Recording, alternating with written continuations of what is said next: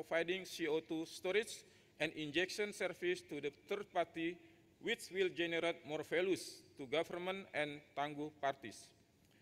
To foster the CCS value chain, it is important to ensure that the government allows flexibility for the investor to choose the type of the contract, even PSC, licensing, service contracts, and hybrid and others. And the CO2 storage injection fees are subject to the business-to-business agreement between the parties reflecting a market price. Attractive fiscal incentive and access to the project financing will also help the growing the CCS hub industry.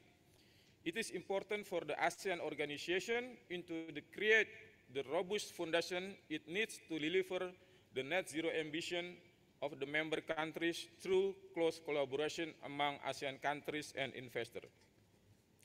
Ladies and gentlemen, the utilization of CCS technology in ASEAN faces several challenges that need to be addressed to achieve successful implementation, such as: 1. CCS implementation requires significant investment. The high costs associated with the carbon capture, transportation, and carbon storage can be a barrier for ASEAN countries that may have budget constraints. 2. CCUS require complex infrastructure, including CO2 transportation and secure storage facilities. ASEAN countries may need to develop infrastructure which require time, resources, and inter-country cooperation. 3. Even though right now CCUS technology is already being implemented, will need to be developed further. ASEAN countries may face challenges in accessing the latest technologies and might need to increase capacity building in order to address this. 4. ASEAN countries need clear and supportive policies and regulation to drive CCUS implementation and the use of this technology, including fiscal incentive, environmental regulation, and appropriate funding mechanism.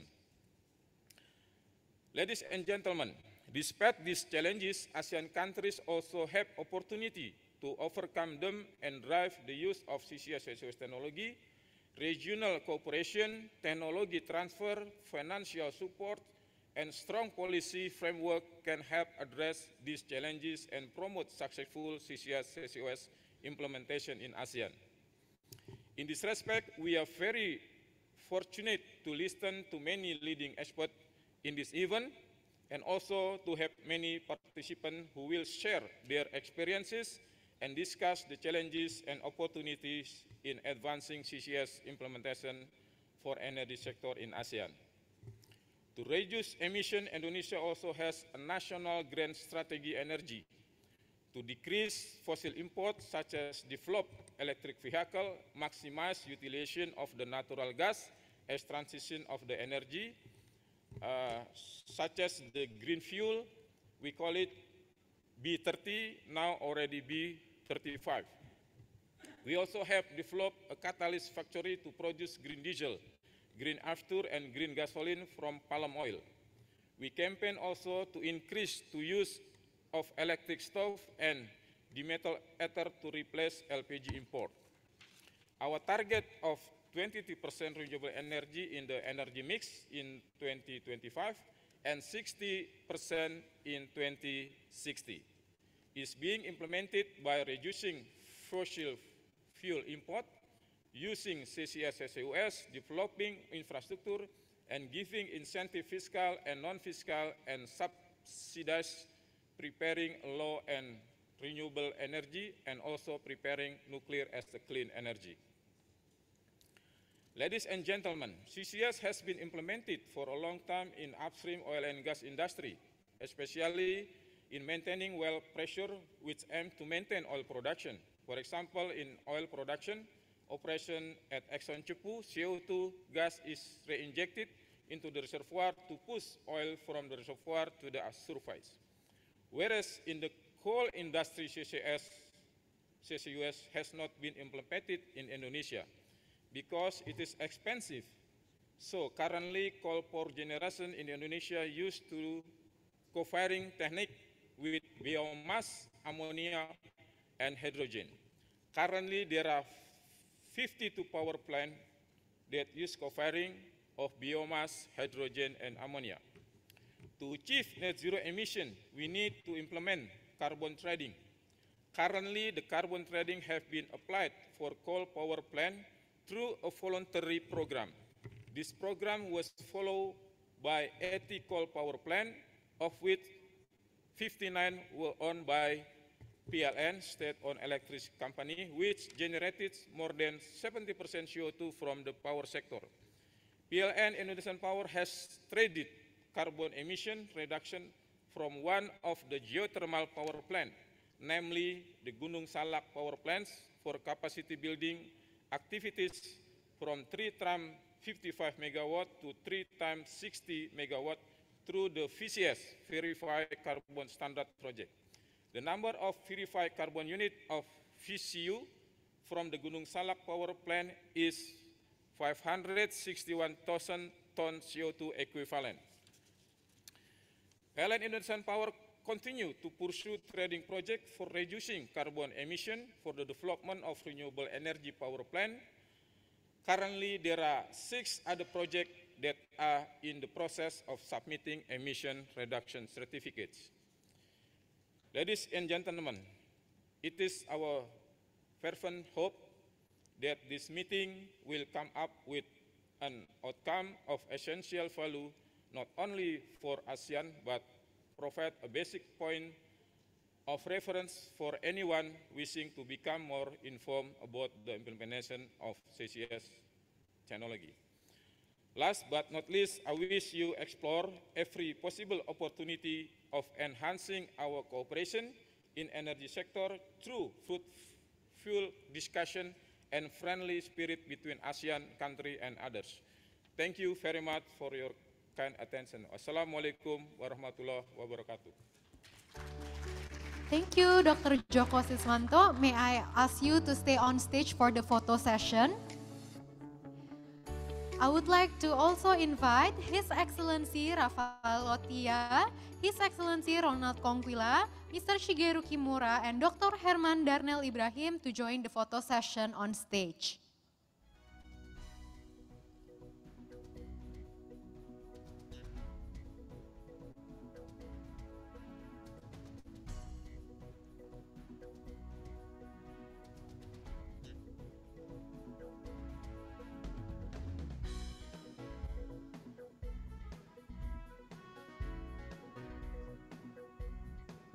Thank you, gentlemen. Please smile to the camera on the count of 3. 1, 2, 3. Thank you. Again, 1, 2, 3. Thank you. For the second photo session, may I invite all speakers and moderator for the afternoon session to come up stage for the second photo session.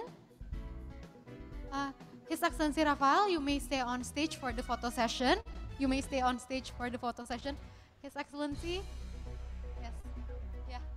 Yeah, one more with all speakers and moderator. Yes. All moderators and speakers for the second session, please come up stage for the photo session.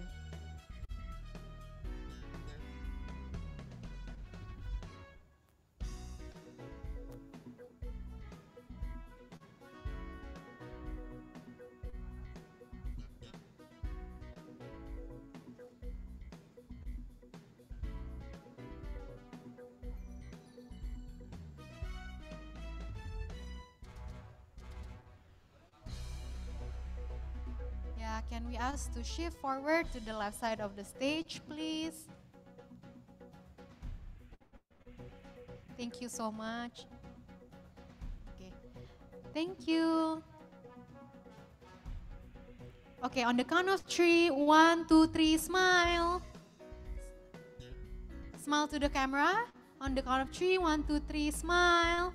Okay, to the videographer as well. Okay, thank you so much to all speakers, moderators for the photo session. Please be seated.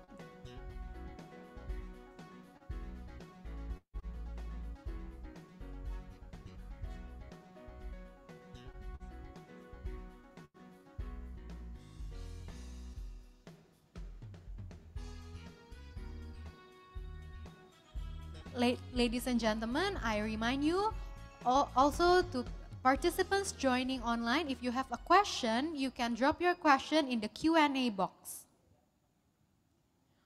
Without further ado, for the first session, we will discuss the topic Proceed Development and Deployment of CCUS in ASEAN. It will be moderated by area expert on CCUS. Please come up to the stage, Dr. I. Gusti Sedeman.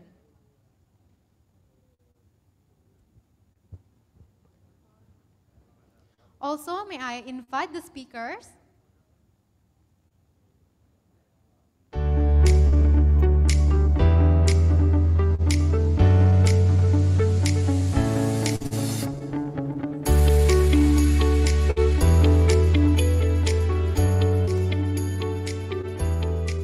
May I also invite Mr. Benny Suryadi, Manager ASEAN Center for Energy.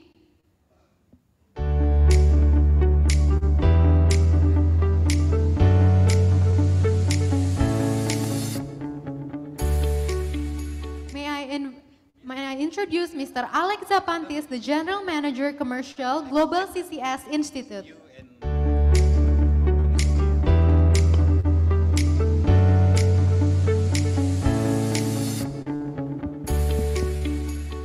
Also we have here today Mrs. Kikuko Shinichi, Senior Researcher, Mitsubishi Research Institute.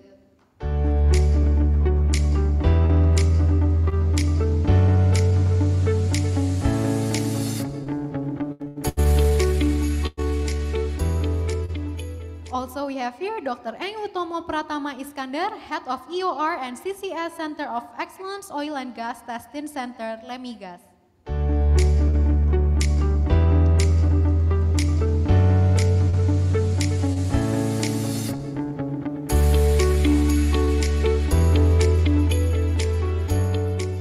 Dr. Sideman, please. Thank you very much. Good afternoon.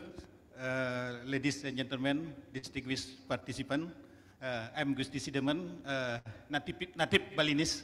So for who join this workshop in person, I would like to welcome you to Bali.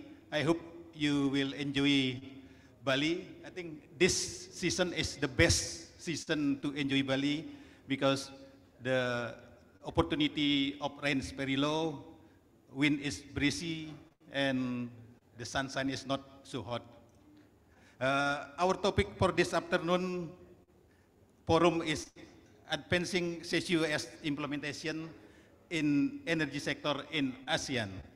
And for this session, the first session will discuss the development and deployment of CCUS in ASEAN. I would like to clarify what CCUS scope in our discussion. CCUS is a generic term we use for two technology, carbon dioxide capture and storage, which is technology to capture, separate, inject in deep underground, remove and store emitted CO2, and the carbon dioxide capture utilization or CCU, which is a technology used to reuse capture CO2 as a raw material for manufacturing chemical product or fuel. Using injected CO2 to increase production of oil and gas also considered as a CCUS. At least we expect to answer three questions from our session. First is, what is the status of CCUS deployment in ASEAN? And the second question is, why ASEAN need advancing CCUS implementation? And the last question we would like to address is, make it happen. So, to answer those three questions, we have four distinguished speakers, four prominent research center. And I would like to start by asking Mr. Alex Zapantis of Global CCS Institute. to share its view why ASEAN is need advancing CCUS implementation. Global CCS Institute has built a model, I think, called Genso, that global economic net zero optimization that simulate the scenario option to achieve net zero emission. So, Alex, please, you have 5 minutes for explain to us. Okay, thank you very much for that introduction. I do have a few slides. Were they going to be put up just now? All right, thank you. On to the next slide. Thank you. Might as well get straight into it. So I think it's important to start with the context. This region has very robust economic growth, typically 5% or more per year, and that's expected to continue for the foreseeable future. Of course, that is driving considerable energy demand growth over the same period. And what you can see there is on this chart, final energy demand for a number of sectors between 2022 and 2065, actually, and the black line is 2050, just as a reference point. But you can see that, for example, passenger air travel in this region is expected to increase by a factor of 4. Light-duty passenger vehicle use is expected to increase by a factor of more than 3 between 2022 and 2050. Electricity use just in buildings, not industry, but just in buildings, expected to triple by 2050. So the energy demand growth that is present here in this part of the world is actually quite different and sets it apart from developed economies in Europe and North America, where energy demand growth is much more modest. And it does mean that a slightly different approach to net zero might need to be taken in this region as compared to other regions. Next slide, please. So, as was mentioned at the outset, we have a model that you can run all sorts of interesting thought experiments with to determine the lowest cost pathway to reach any emissions reduction target. So what we did is we put in into this model the net zero targets set by each of the ASEAN member states, which are all effectively 2050, except for Indonesia, which is 2060. And then we let it run. We asked it the question, what is the lowest cost pathway in order to achieve net zero? And unsurprisingly, what the model says is you need everything, absolutely everything. For example, you need renewables in 2050, which provide as much energy as coal does in this region today in primary energy terms. And what this slide is showing is just what CCS is required in this region in order to achieve net zero by 2050 for most nations, 2060 for Indonesia. Once again, this is the lowest cost optimized pathway. It doesn't take into account any existing policies or commitments. The only thing that it takes account of is that emissions reduction trajectory. And what you can see is that by about 2050, the model is saying around 3 gigatons of CO2 needs to be captured per year in this region. Most of that being in power generation, about 1.5 gigatons per annum in 2050, followed by hydrogen production, the capture of CO2 from this reformation of methane to make hydrogen, or the gasification of coal to make hydrogen, with the remainder coming mostly from industry, other industrial sources of CO2 in industry. So the need really is very significant in this region, using the assumptions that this model has applied. And I should add that it's a global model, not just looking at this region, and the results of the global model are very much well aligned with the findings of the IEA or the findings of the IPCC, for example. Next slide, please.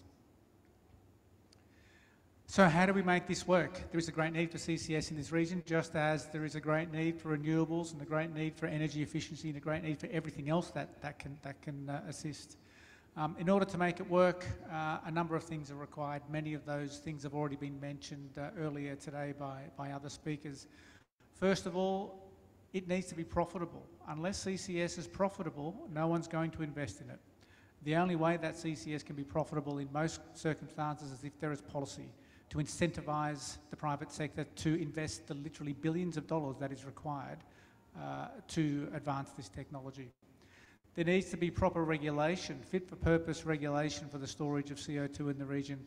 Without that regulation in place, compliance risk associated with storing CO2 is unmanageable for the private sector in most circumstances. And also lack of certainty around the property rights associated with pore space is another issue. So regulation is absolutely critical to enable the development and the use of pore space. Most importantly, there's going to need to be partnerships and collaboration across the region. Public-private partnerships, this is a problem that can't be solved by government. It can't be solved by the private sector alone. Only working together can we be successful. And they need to be collaborating on projects, on CO2 transport and storage infrastructure, storage resource development, and governments also need to take some important steps to enable the transboundary movement of carbon dioxide from one country to the other for storage. For example, ratification of the London Protocol where that is relevant, and bilateral agreements between countries to allow that trade in CO2 transport and storage. And I'll stop there, thank you. Thank you, Alec. I think you explained to us clearly that why ASEAN need to develop CCUS. There is no single technology option for us in ASEAN.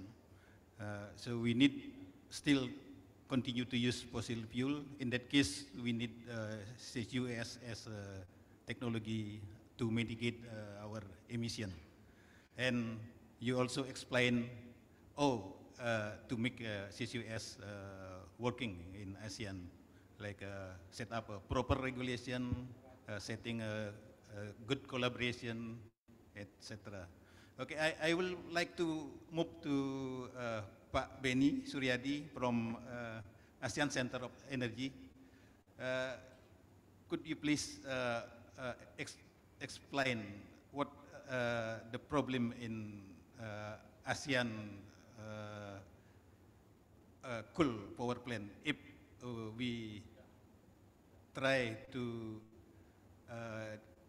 use CCUS, please? Thank you.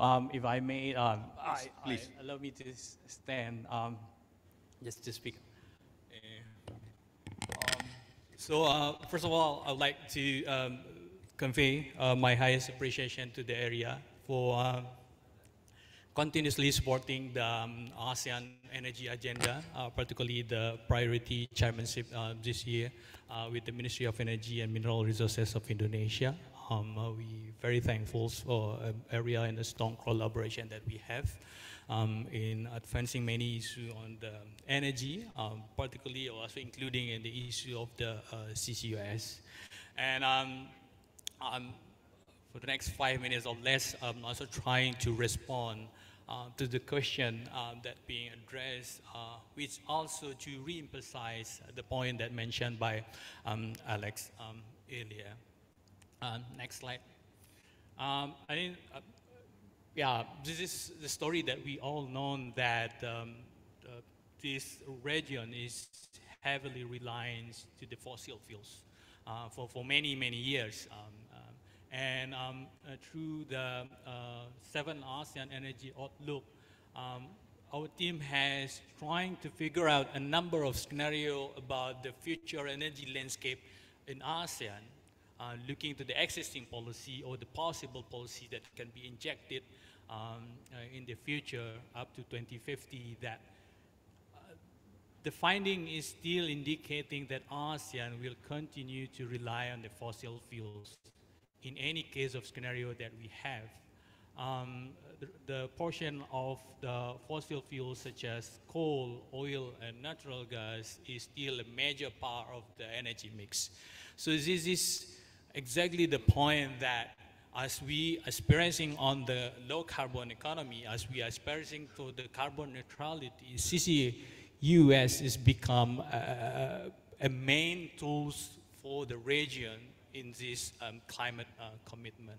So that's why the efforts to advance the development of CCUS in this region is also become one of the high agenda for the region, as stipulated under the regional blueprint. It's called the ASEAN Plan of Action for the Energy Cooperation.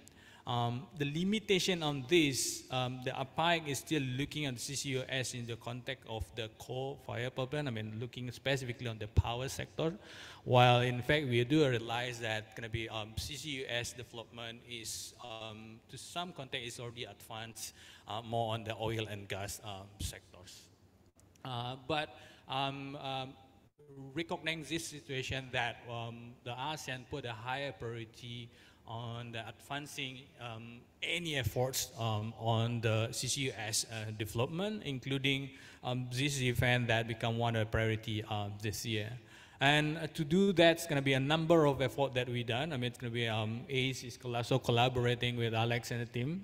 That's going to be on the study that we call it Southeast Asia CCS Accelerator, to try to figure out the situation and address a problem, responding to the question that what should we do to make it become a reality. In addition to that, we're also working on the CCS deployment framework and roadmap, and looking also the Paris policy to support. Next, I will also, next slide please. We have a lot of, I mean, it's going to be also from Pak Joko earlier mentioned that it's going to be the challenge that we have on the CCUS. And the first point is the financing. I mean, it's going to be, it's a high cost technology, particularly for the region, because we are still dealing in the cost of the technology, not yet in the CCS, but even in the context of renewable energy. But through this study that we are trying to figure out that what kind of environment, what kind of the policy, what kind of framework that can help individual countries in this region to can collaborate to advance the CCUS deployment in this region. So through this study, we look at three aspects. Of course, there are more than that. I mean, it's going to be, but we focus on the three aspects. First, on the policy. So I mean, to reflect that how much the CCUS in the main document of the policy agenda or the national energy policy in all the 10 countries. So even though that we relying heavily on the fossil fuels, but to many countries that the CCUS is not in the main agenda of the discussion in national energy policy. So there is uncertainties that become go down to the impact that's going to be lacking the interest from the various stakeholders, particularly from the business sector or financing institution to help escalate this work. And then policy at the highest level is also, some countries also have a policy, but then the question of regulation, that's going to be what kind of the existing regulation that can help to advance it. And last point that it's the storage. This is a thing that the country is trying to explore at the regional levels. If we want to have the CCUS, the question is where, and then whether it's economical, will be possible to have the storage. It's individual countries, like for example, the Indonesia is looking at storage not only for the context of Indonesia, or will be more economical, or will be more benefit that if you are exploring the possibility having a storage in the context of the collaboration in the regional.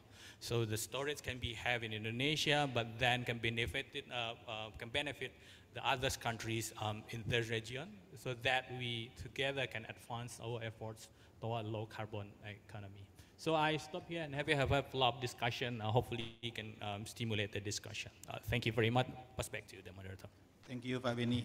I think you emphasize the importance of CCUS in ASEAN, and also the important factor that will allow this technology to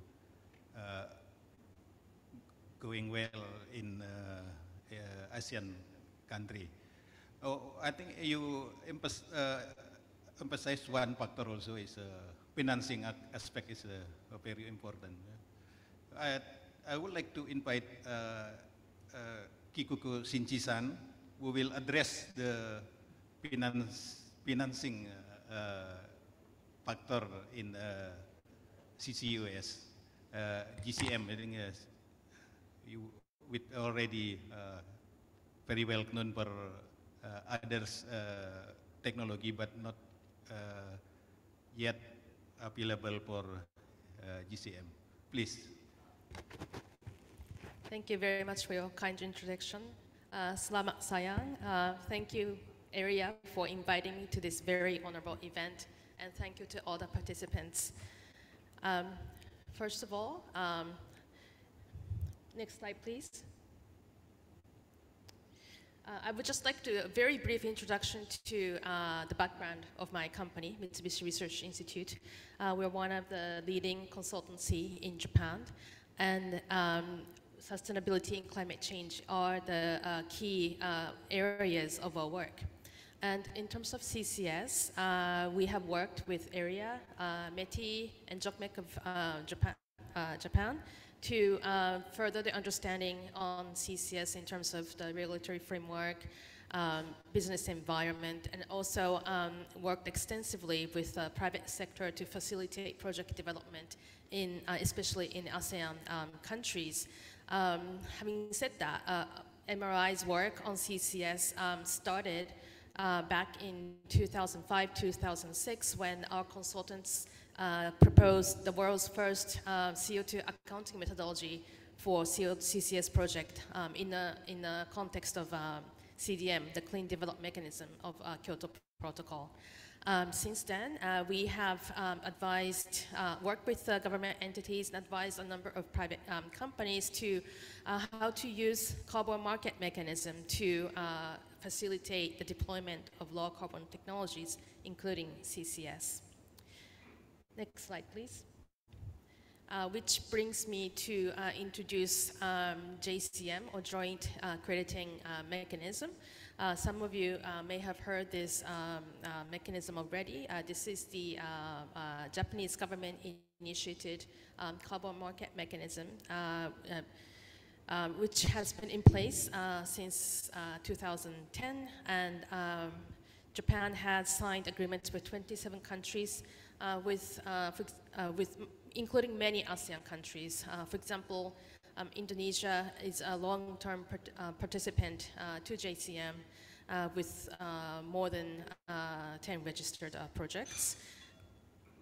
And so with the background of the G2G, the government-to-government agreement, and private sectors collaborate from both countries to implement project in the partner country, and the emission reductions produced from such projects can be shared among all the participating parties. And as mentioned by the moderator, carbon market and also the previous speakers, carbon market is one of the tools that can generate financing.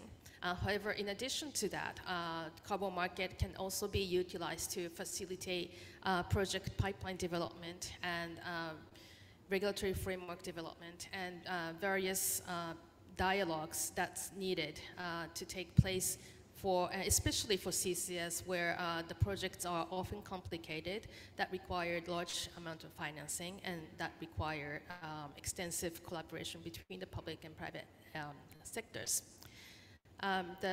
Japan has hosted a number of feasibility studies, for example, in the context of JCM, and there's quite a few project plans in Indonesia, as mentioned on this slide. Sorry, can you go to the next slide, please? Yes, and the countries covered with these feasibilities so far include Indonesia, Thailand, and a few other countries. And through these feasibility studies, not only the technical feasibility can be tested, but the feasibility studies have also facilitated government-to-government discussions for private sectors to address issues in implementation to the governments, and the need and address some risks that eventually lead to de-risking for attracting finance. At the moment, we are also initiated the development of JCM CCS guidelines. Discussions are underway on, for example, what types of projects are eligible, what's considered a project termination, do we need reserve or buffer credits, among other things. So what I would like to stress here is that carbon market is not just about accounting for CO2 emission reduction. It also brings value to the effort towards carbon reduction. But most of all, it can be a very useful tool to facilitate dialogues to enable public and private partnership. That's as expressed repeatedly by previous speakers, which is what's really needed to get the projects going. So that would be the end of my presentation. Terima kasih.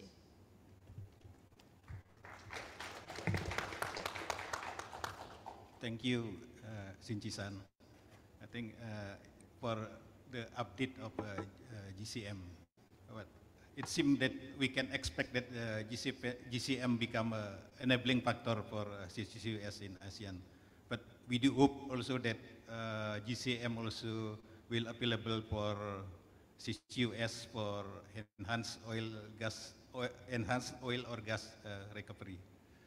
Then, because the time limit, I think I have to move to the last speaker, but not the least is Pak Utomo, please.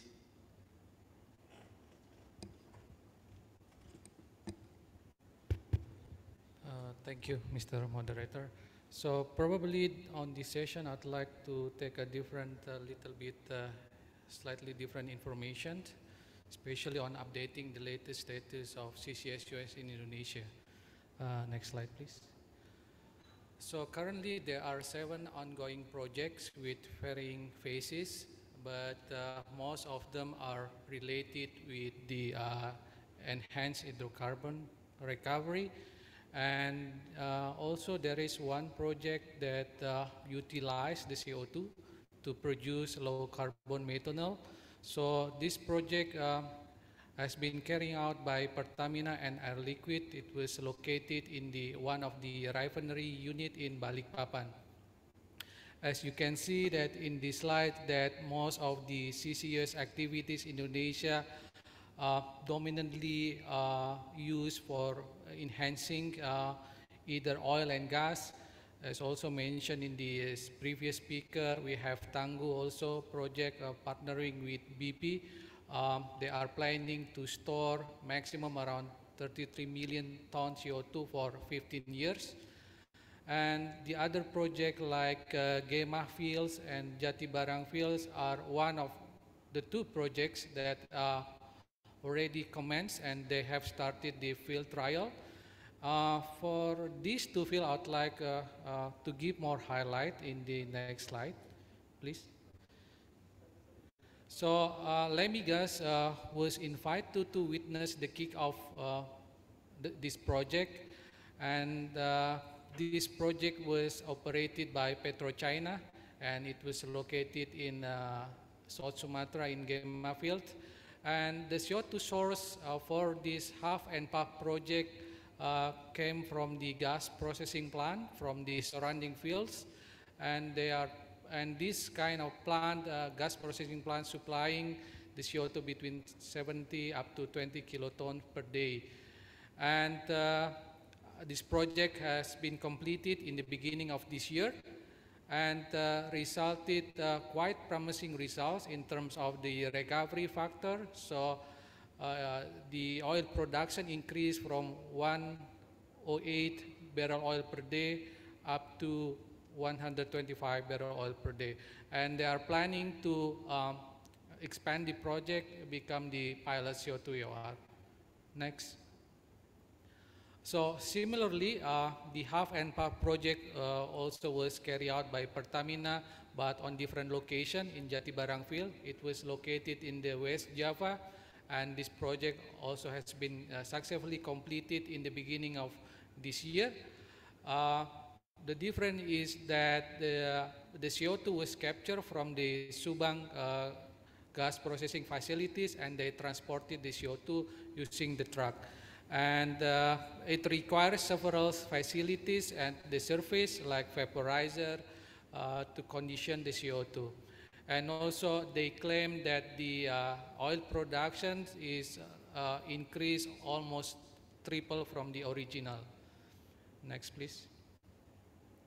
And I would like to briefly highlight the potential of CCS value chain in Indonesia.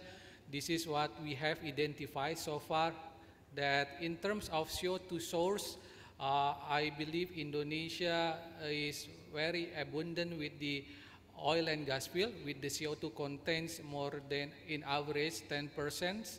And we already have the facilities in place. What we need is just to transport it to the storage sites.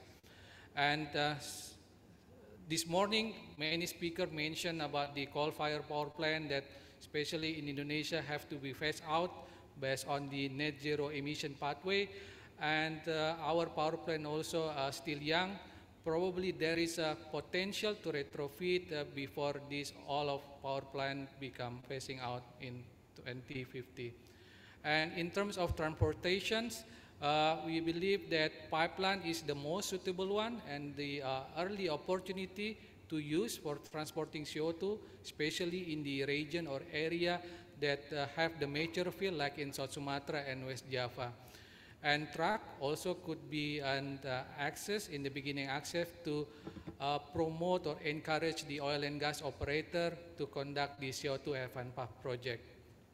So in terms of utilizations, I believe Indonesia mostly will use CO2 for enhancing hydrocarbon recovery, and this potentially generate revenue, and also the use for the fuel production such as methanol, and also chemicals like urea, ammonia, and so on. So in terms of storage, currently Directorate General Oil and Gas and Lemigas are mapping the storage capacity for depleted oil and gas reservoir. This is still ongoing work, and with the 10% of data that we collected so far from the oil and gas operator, we have estimated that we have at least 4.3 gigatons CO2. And for the saline aquifers, from the 128 basins, from the 19 basins, we have a potential storage capacity around almost 600 gigatons of CO2. Next slide, please. So this is my last slide, that as the topic suggested, that the affordability of CCUS Indonesia is shaped and shaped by complex aspects such as technology developments. In this case, the affordability could be obtained if we could invest in R&D, especially reducing the cost of CO2 capture. And also, the cost of the CCUS project will be most likely depends on the scale of the project. So the larger project obviously will be more economics. And in terms of infrastructure, we could afford more CCUS project if we can share the existing infrastructure or the new infrastructure to reduce the cost and promoting the CCUS in the region. And monitoring and maintenance cost also one of factor that could determine the affordability of CCUS, because like in the new regulation, the operator should conduct at least 10 years activity of monitoring programs.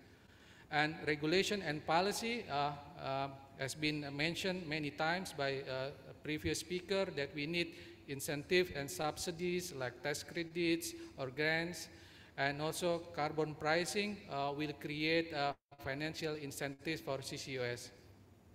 And the next one is the market and the economic factors. So by utilizing the CO2, it could leverage and generate revenue stream, especially for oil and gas activities. And the market development for CO2-based products also could enhance the market and create more sustainable growth for the industries.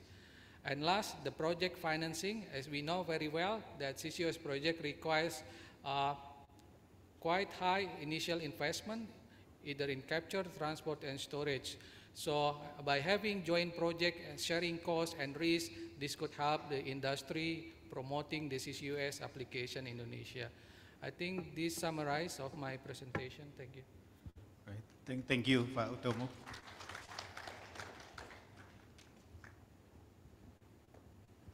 I think Pak Utomo already explained the development and deployment of CCUS Indonesia. One of case study, ASEAN country implement CCUS by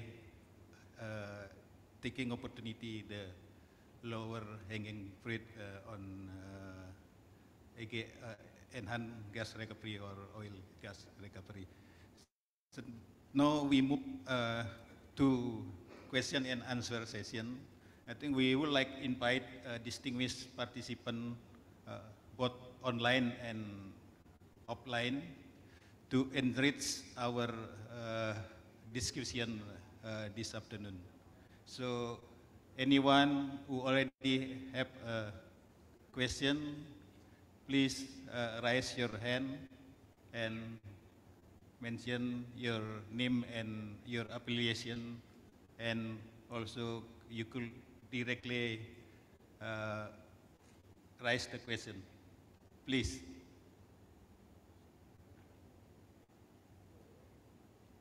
Yes, sir, please.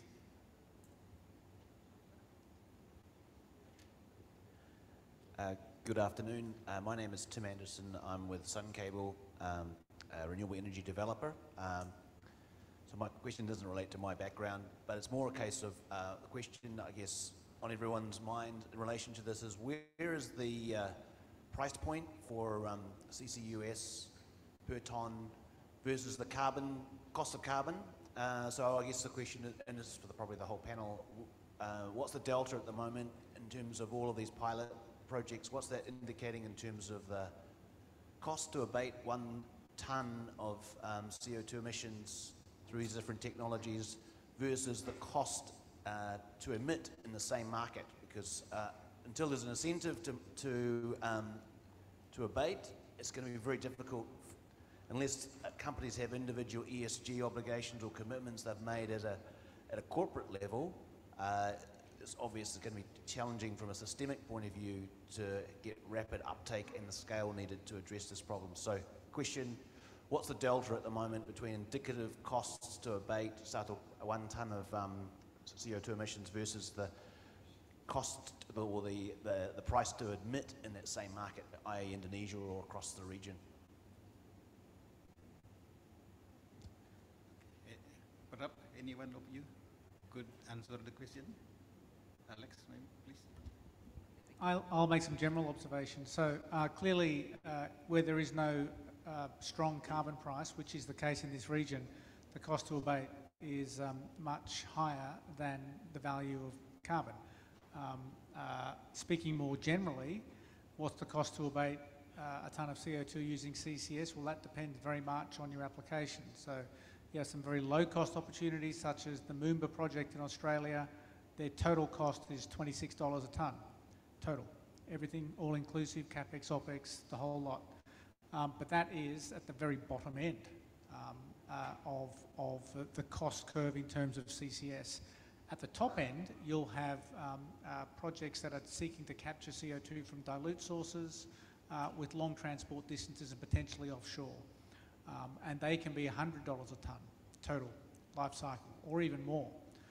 So it depends very much on your context. What we are seeing now, of course, in the US and in Europe is an explosion in CCS projects because there, particularly in the US, the total value that you derive from capturing and storing a tonne of CO2 significantly exceeds the cost in many applications, but not all. But you're quite right, the point you're making, without a carbon price or some other policy incentive, it's very difficult to make the business case for doing CCS, as it would be for any other abatement activity. Thank you, Alex. Anyone more would like to add? I will just add some comments to what Alex already mentioned. Based on the results of the feasibility studies that I've assisted, it shows that, yes, the cost of capturing and storing the carbon exceeds the cost to emit, obviously, in this region.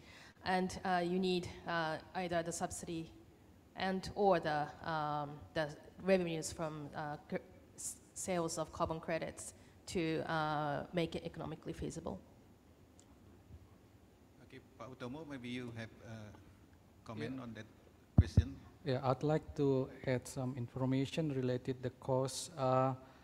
I believe in the UE ETS, the maximum CO2 price probably around $90 per ton, if I'm not mistaken. And some study conducted by the World Bank that if we want to keep aligned with the policy with the global temperature less than 2 centigrades, then at least the carbon price should be in the range between, by taking into account inflation, between 91 to 122 ton per dollar. And again, the carbon price, especially carbon pricing, varies with different region and different countries, and its effectiveness also depends on the specific jurisdictions and on the specific mechanisms. Okay. Pak Bini, no, okay, thank you. And then we would like to invite more questions from the floor or online, right? Oh, please, Mr. Sule, please. Okay, thank you very much, Pak Sideman. My question is addressed to Shinchi-san, actually. Yeah. Maybe you have heard that Gundi project in Indonesia was developed together between Indonesian and Japanese researcher, and we plan to utilize the JCM funding. And in the beginning of this year, we heard that this funding is not ready, or maybe the regulation for delivering the JCM funding for CCUS is not so easy, perhaps, yeah. So maybe you know the further development of the JCM funding for CCUS, because for the other project which is not related to the CCS and CCUS, it seems JCM funding could be used, but I don't know what happened with the JCM for the CCS and CCUS. Thank you. Please, Shinchi-san. Thank you for your question. The situation that you mentioned is how I understand it as well. And I think the JCM funding in general is not just focused on CCS projects. Actually, the vast majority of JCM projects are not CCS, much smaller in scale. So the funding mechanism is, as you said, is not adequate in most CCS cases at the moment. So obviously there's some areas of work that need to be done. And as far as I understand, there's also a development to mobilize more private finance into JCM, because obviously there's a limit to how much the government can support. So that makes a case for furthering the public and private partnerships.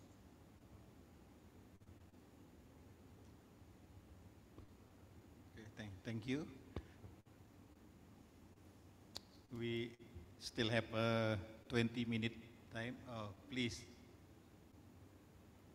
Pak Pumin is the second. Please.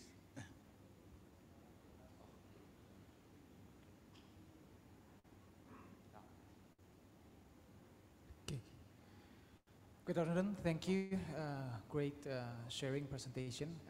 Question from me related with the carbon pricing again. It's the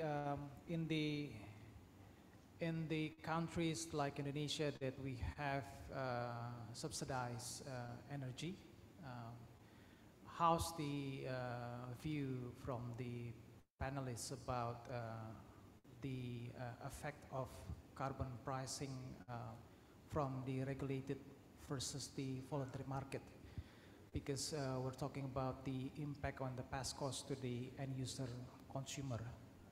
That's maybe one of the challenges that we have in Indonesia and maybe the other countries that have the subsidized energy industry, especially in power electricity. Because this is also related with one of the slides that from ACE, the implementation on the carbon pricing. So interested to hear your view for Indonesia as well, learning from the other Asian or maybe Asia countries. Thank you. Okay, anyone want to comment on this, please? I'll make some general comments. This is the fundamental challenge, of course, that faces Indonesia and, in fact, most of the world. Clean energy is more costly than highly emissive energy. It's a simple fact. There is no way around that. So, who's going to pay? And it's more difficult in countries where electricity and energy is subsidised to then try and put an additional cost of production on that subsidised product. Either the government has to pay, which is ultimately taxpayers. It always comes back to consumers at the end of the day. So this is the fundamental challenge that this region faces. In fact, that every region faces. I don't have the answer, but I recognise the challenge. It's a real one.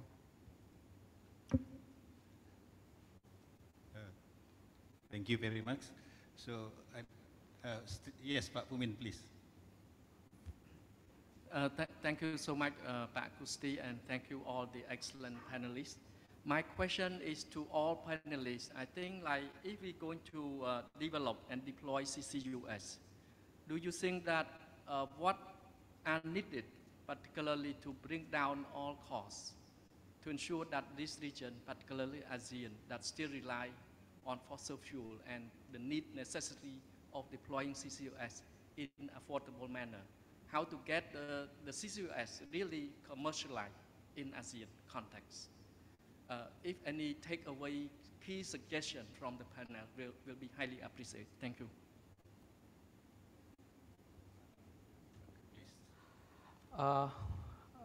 If I may conclude, your question is related the cost of CCUS development and deployment. So I think the cost of CCUS largely depends on manufacturers, like the size of the project.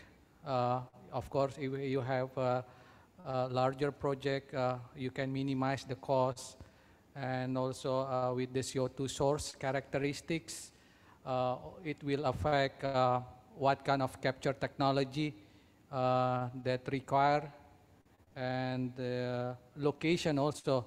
One of the challenge of transporting CO2 from the emitters to the storage site. And also most important thing is the specific applications, like for Indonesia, probably the utilization of CO2 for enhanced hydrocarbon recovery is much more promising in the near future compared to like producing low carbon methanol or ammonia and so on. And also it depends on the geological type that you select, whether it is depleted oil and gas reservoir that of course impose significant risk if we are speaking about leakage. Also saline aquifer, which is less characterized, that you have to spend more money to get some data for the storage characterization. So I don't have exact answers how to answer your question, but again, if we could minimize this cost, probably one of the way is by creating a hub, like sharing the transportation infrastructures, and also probably storage site also with different emitters. Yeah. Thank you. And then, but before responding that, allow me to add to the previous question that on the carbon pricing and the challenge of the subsidy is going to be. I mean, as Alec mentioned, this is the biggest question that we have, particularly in the region where we are. I mean, on the one side, that the cost of energy is subsidized. I mean, it's going to be, but then adding more on this cost will put a question who going to pay it. But we cannot also wait until that. I mean, it's going to be a situation where the subsidy is being dismissed or subsidy is no longer needed, then the carbon pricing to be injected or implemented. So in the region like Indonesia or Singapore, which is quite advanced, it's like country is trying to experimental in implementing this carbon pricing and then trying to from the targeted sectoral first, where quote unquote the damage is less. I mean, maybe so trying to figure out in the sectoral target that, and then see that how being impacted, and then what should be done, and then how to cover on this cost. Gonna be.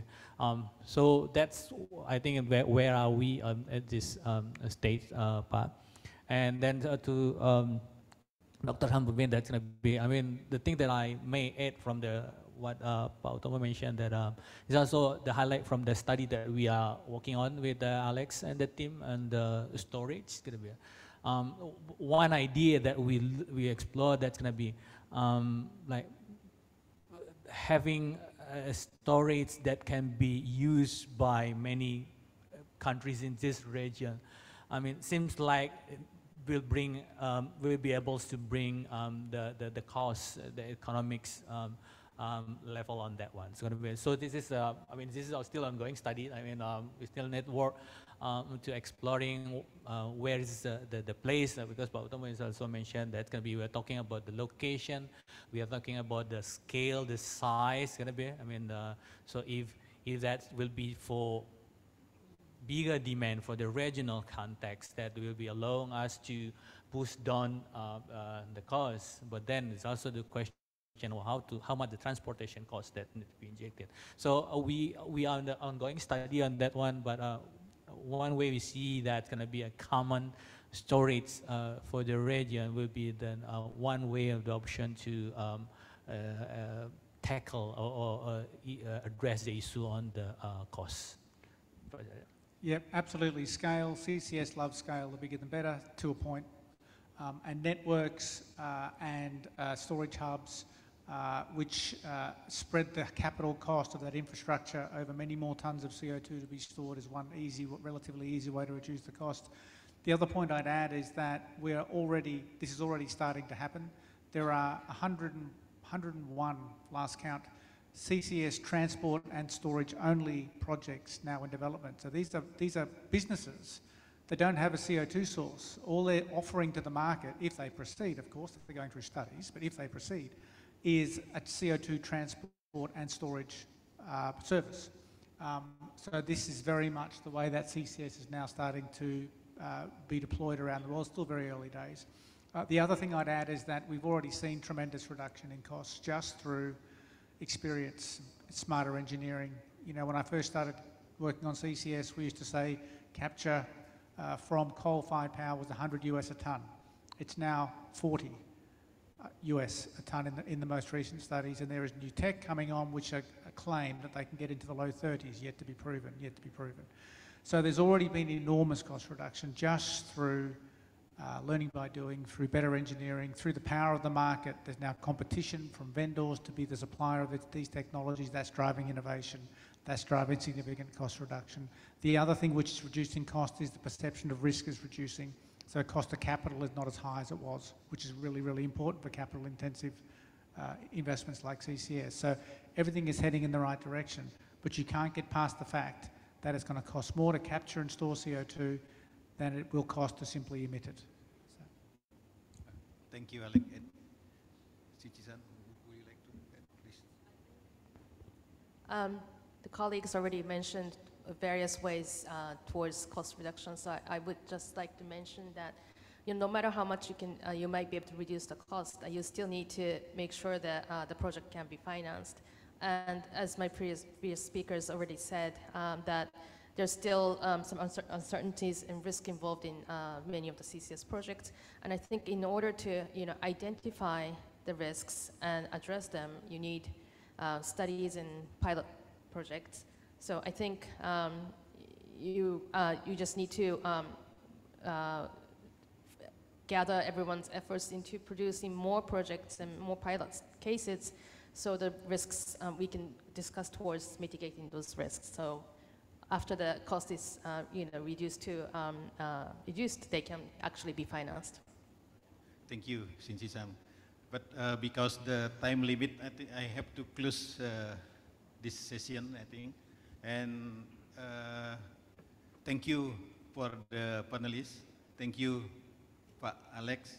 Thank you, Kikuko Shinji-san. Thank you, Pak Utomo. And thank you also, Pak Beni Suryadi.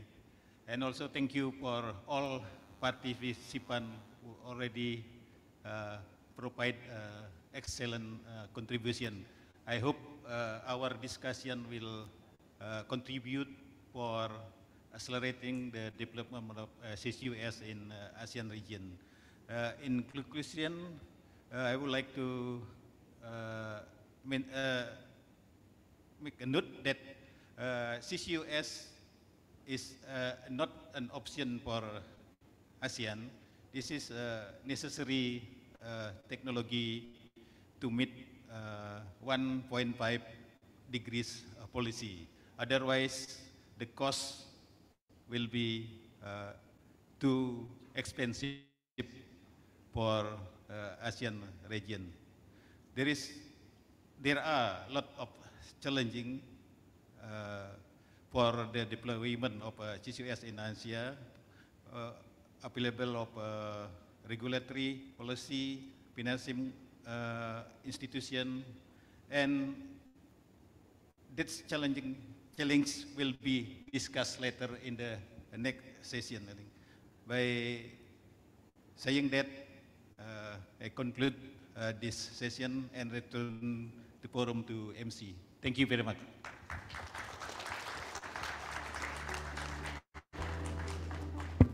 Thank you, Dr. Gusti and all panelists for sharing your knowledge and experience with us this afternoon.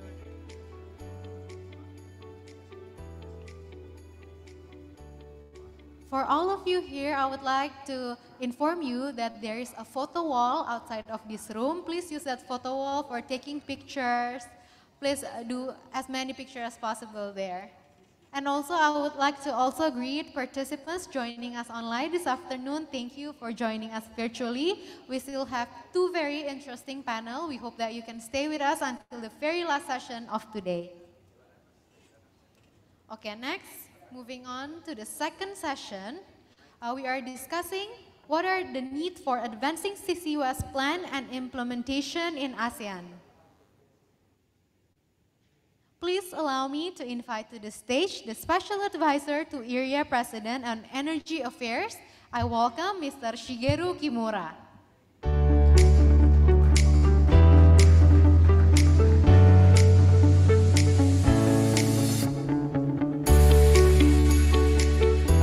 Thank you very much, Italians, and good afternoon, His Excellencies, distinguished participants, and ladies and gentlemen.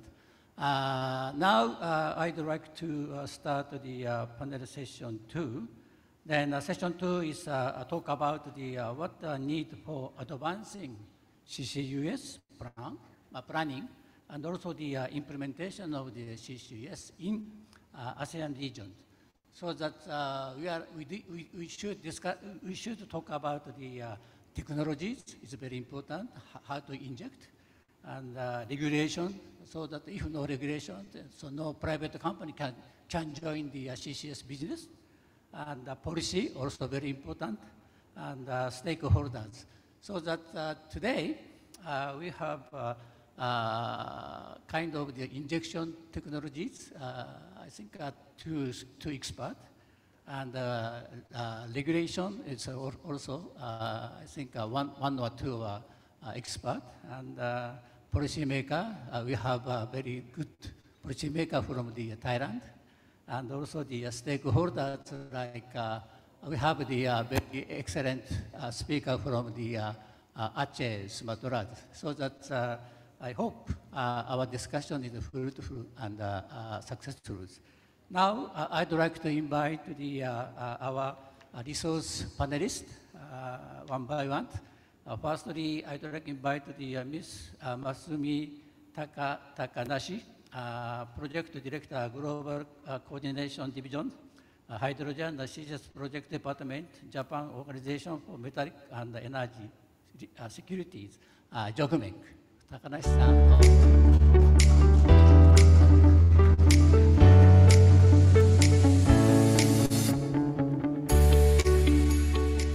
So next, I'd like to invite the, my long friend, Dr. Virawat Chandrakom, counselor and advisor at the Ministry of Energy, Thailand. So, Dr. Virawat, come to the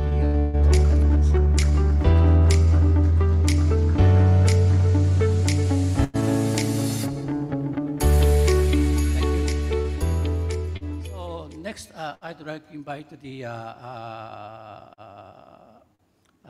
something like regulator or policy person is Honorable Dr. Herman Daniel Ibrahim. He's a member of the National Energy Council of Indonesia. Thank you.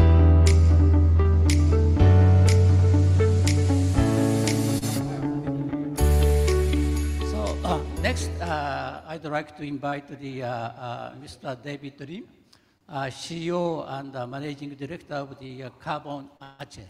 So thank you very much. Come from the Aceh.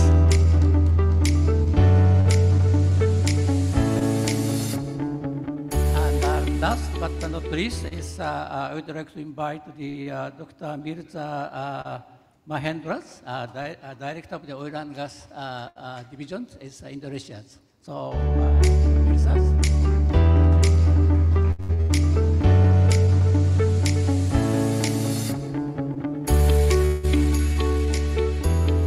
thank you.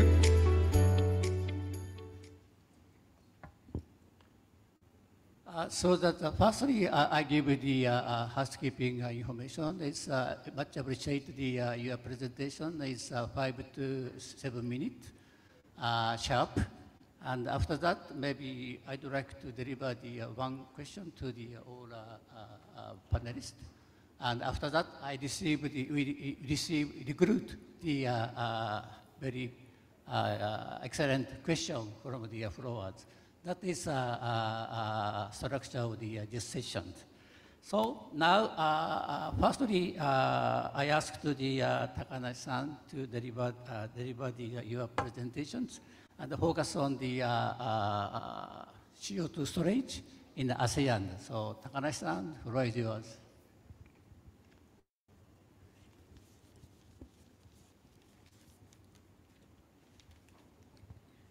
Thank you very much, Kimura-san. Thank you for earlier for having me in this notable event.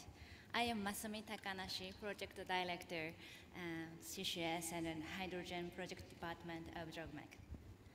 My today's presentation is for CCUS potential and challenges in ASEAN and JOGMEC's activities which will support for ASEAN CCUS deployment. Next slide, please. Just a quick overview of my organization. The JOGMEC is a government agency that ensures a stable supply of natural resources to Japan. Last year, our governing law of JOGMEC was amended and new business areas such as CCUS, hydrogen, and ammonia was added to our existing business field. Takanashi-san, at the front of you, there is a screen. Sorry. Yeah, I can see from here. Okay, thank you. So the JOGMEC is the only the government agency which has technical expertise with more than 50 years of experience of subsurface evaluation and resource development. This expertise allows us to provide advanced technical support for CCUS projects in Japan and overseas. Let's look at the needed commercialization. Next slide, please. For commercialization, CCUS in ASEAN. The first is securing geological potential for CO2 storage. Second is set up of legal and regulatory framework. And third is securing economic viability with multiple revenue resources of CCUS project. Next slide, please. The geological potential for CO2 storage is a key to realizing CCUS in Southeast Asia. JOGMEC has high expectations for that of ASEAN countries and have conducted an initial screening in that area. Our overseas exploration team first screened the entire Southeast Asian region using technical indicators including formation pressure, temperature, tectonics, and the presence of existing oil and gas field, and then identified areas with good storage potential. Then we did secondary evaluation to narrow down the selected areas with indicators such as the location of the emission sources, the presence of reservoir rocks and seals, reservoir depths, and past tectonic movements, and the results are shown in this map.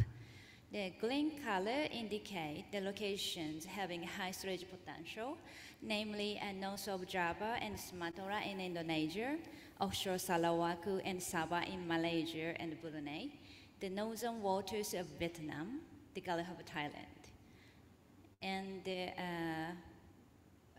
offshore Malay Peninsula. Yeah, we found that many CO2 storage projects have been planned in these areas. In Indonesia, we have estimated 78 gigaton of good storage potential of saline aquifer through this preliminary screening. Next slide, please. As some of the presenters pointed out, another challenge is the development legal and regulatory framework in ASEAN. And as a CCUS project is a large value chain project, project deployment should be promoted under the rules and regulations of national government. This table from initiative of Global CCUS Institute, Southeast CCUS Accelerator, presents the status of CCUS-related policies and regulations in some ASEAN countries. As shown here, Indonesia and Malaysia are advancing for regulatory setup, but legal framework for CCUS is still evolving in ASEAN. Next slide, please. The third challenge is economic viability, as many of the panelists pointed out so far today. As CCUS is not a revenue-generating project at the time, when carbon pricing and the market value of CO2 reduction have not increased sufficiently, ensuring economic viability is a significant challenge. CCUS is a large value chain project that involves the construction of infrastructures, and the project costs are correspondingly high. To commercialize CCUS, we believe it is important to secure multiple revenue resources, including international investment, regional transition fund, the government subsidies, use of financial instruments such as insurance covering project risks. Needless to say, the carbon pricing systems, such as carbon taxes, emission trading systems, and carbon credit schemes are very important drivers. In some ASEAN countries, which already have these carbon pricing systems in place, it would be great to extend the application to include CCUS project, like as Indonesia is currently exploring. The diagram on the right illustrates how to secure the multiple revenue streams in the Northern Lights CCUS case. The total cost range for this project is estimated at 100 to 250 euro per ton CO2 in the leftmost bar graph.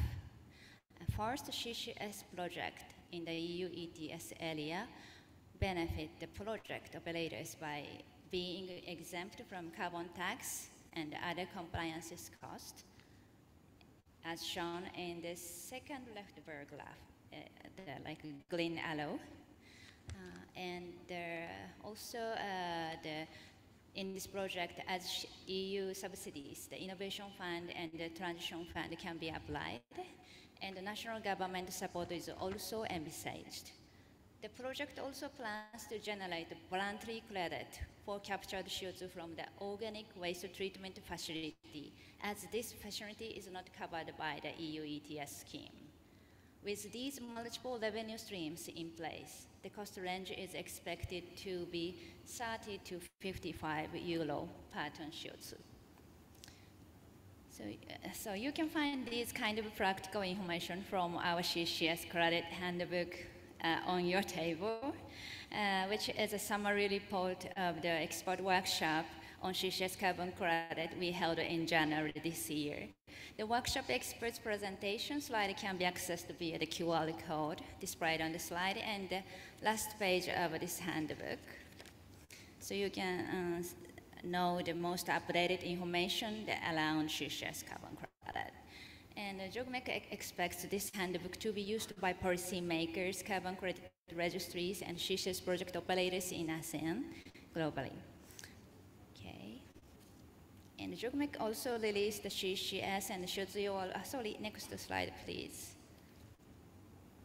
JOGMEC also released the CCS and CO2 storage guidelines for safe and proper implementation of technology, and the methodology for the quantification of CO2 storage volume of CCS project.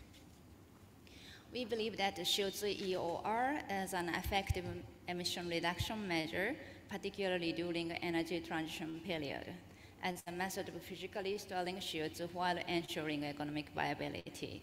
You can access these guidelines on our website. We have also published the second edition of the carbon intensity guidelines, which outlines carbon intensity calculation method for LNG, hydrogen, and ammonia and synthetic methane. And this guideline also covers methane emission management based on actual project measurement. Next slide, please. This will be my last presentation. The JOGMEC has several schemes for CCUS, which are able to support the various stages of CCUS project globally.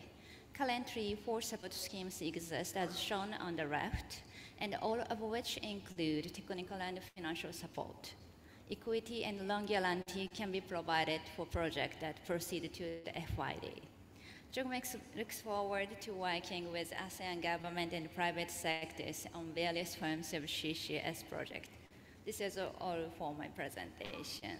Thank you for listening. Terima kasih. Thank you very much. Thank you very much, Takane-san. It's just a 7-minute presentation. Thank you very much for your cooperation. And I have one question to the slide number 5. It's a regulatory framework. And you mentioned about the CCS regulation. It's only 2 countries, Malaysia and Indonesia. And the remaining Vietnam to Philippines, not yet. In this case, so how do you suggest to each country to prepare what kind of the regulations is what content should be included in the regulations, and also the in this case, so JOGMEC, can you support this country to prepare the regulations? That's 2 questions. Thank you. Thank you very much for your question.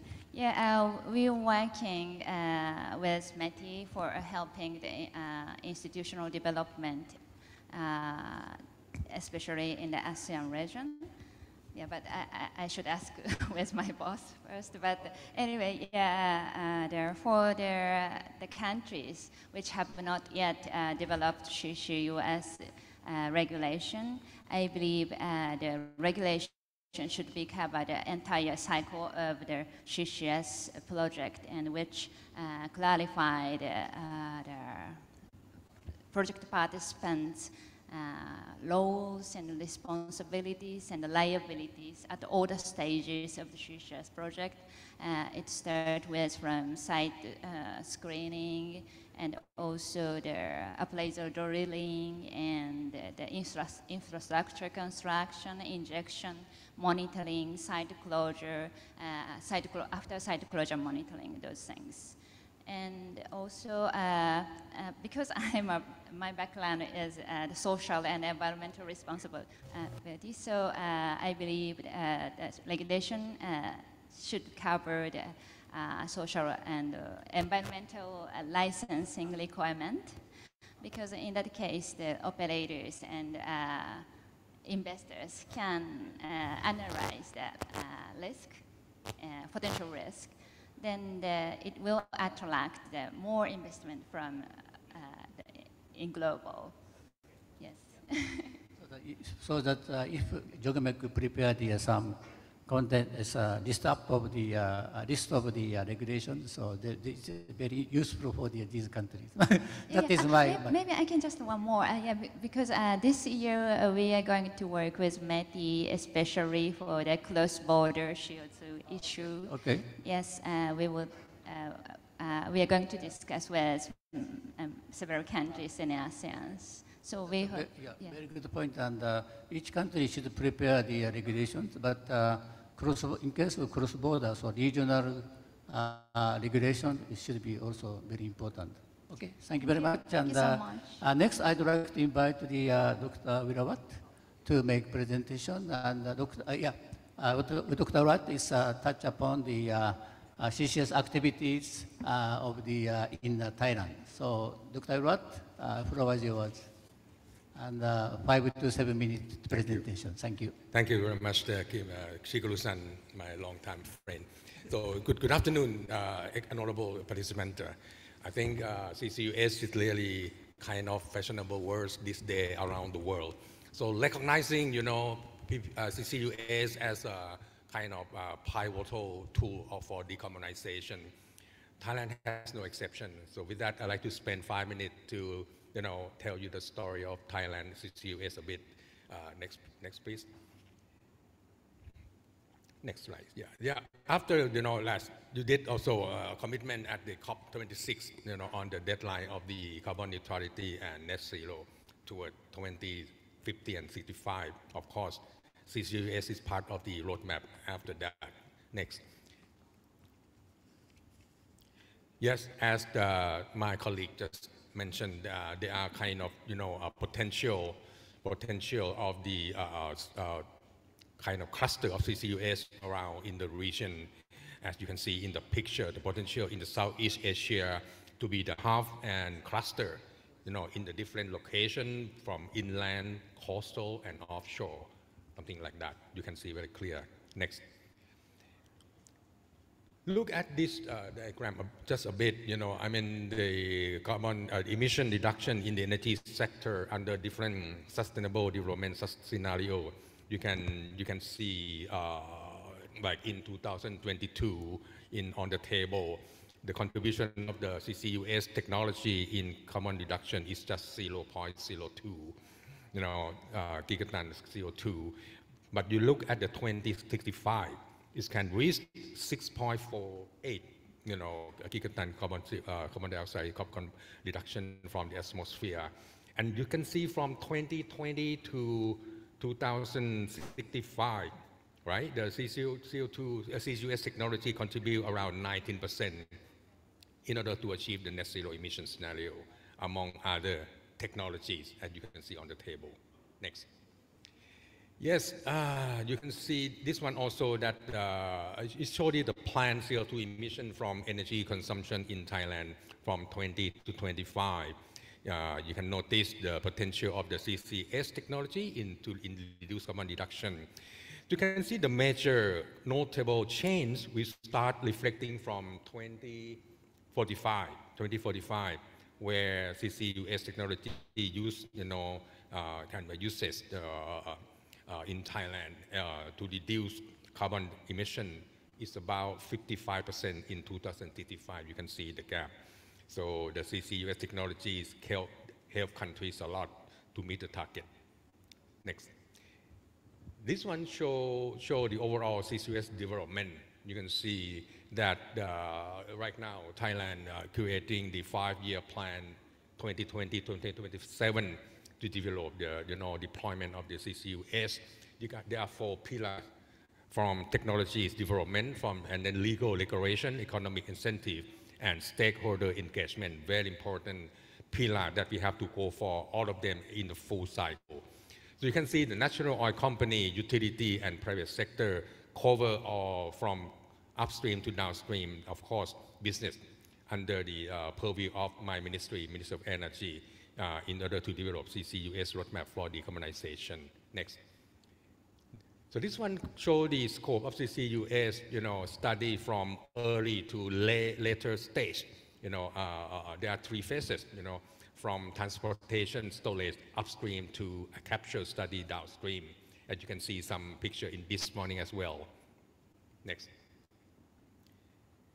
This one is trying to a bit more detail, but not much on the kind of a sandbox scale of the project. There are 5 projects, on the table right now that we are trying to include CCUS installation, retrofit that in the already existing coal-fired power plant, and perhaps with the perspective here to sink for the depleted reservoir.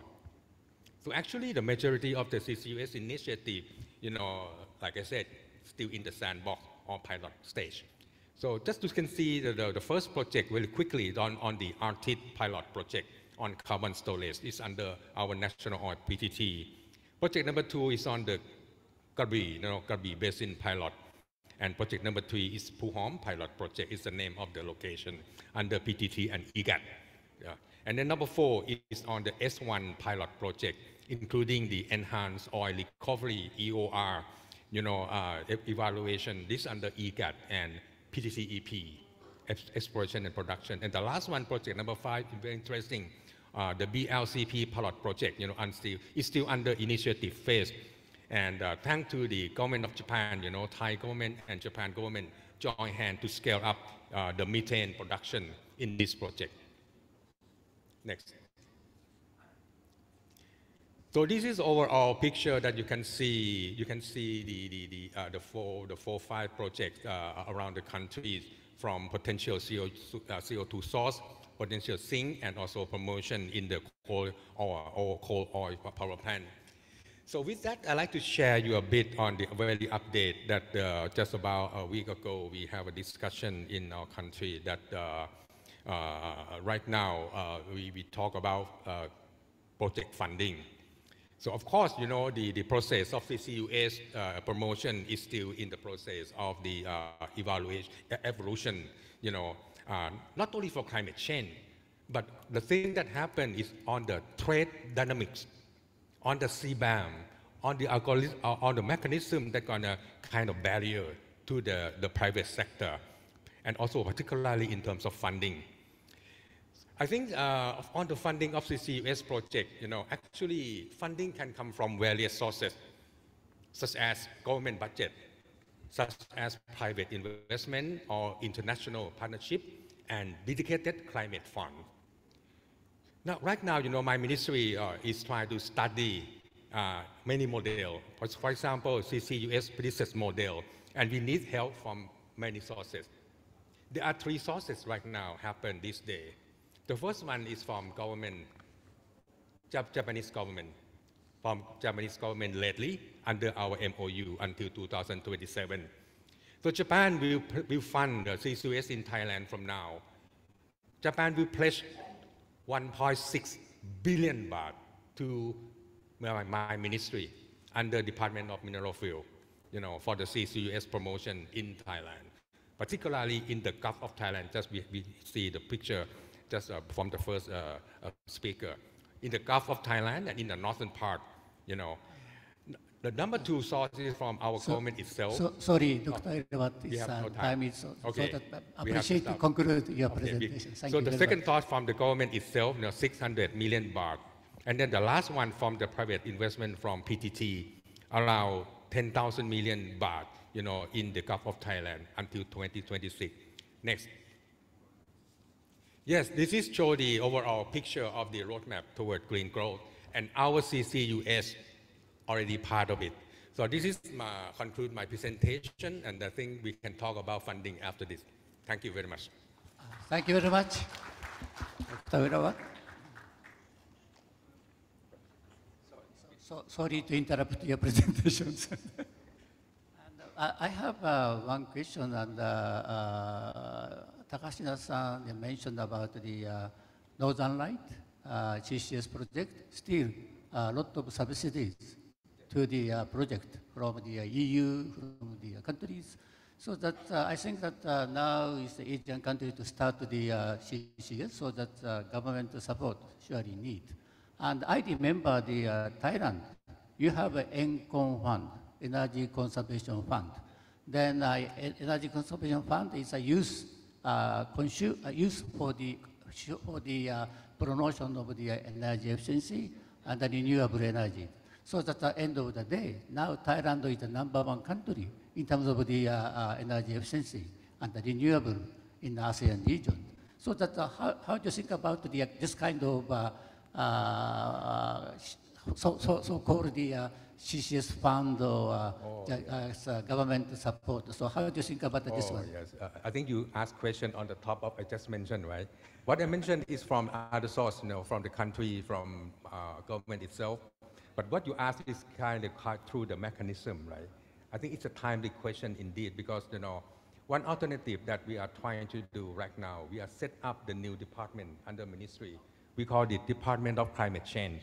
It's going to be passed through the cabinet very soon, because we just have a new prime minister yesterday. We just have a new minister of energy yesterday. That's why we're going to set up Department of Climate Change very soon. And this department will, take care of the carbon tax. We take care of the carbon credit trade mechanism. And this kind of mechanism will lead to the,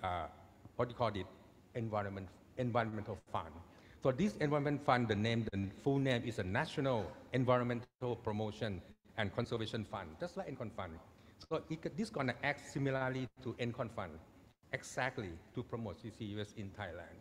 So this means the government will collect, like a levy or tax from the CO2 emission. It's something like a polluter pay principle, but we call it emitter pay principle from now to support CCUS.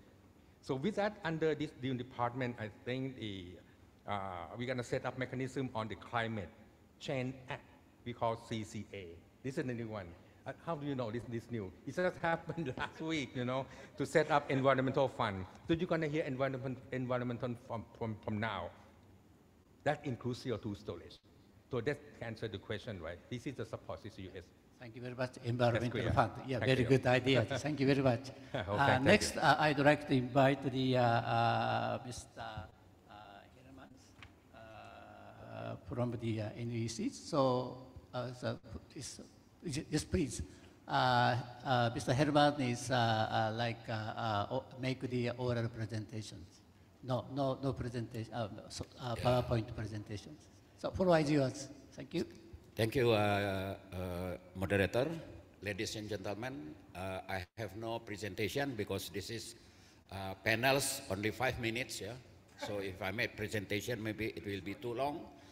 Before I continue, I'm not a carbon capture expert.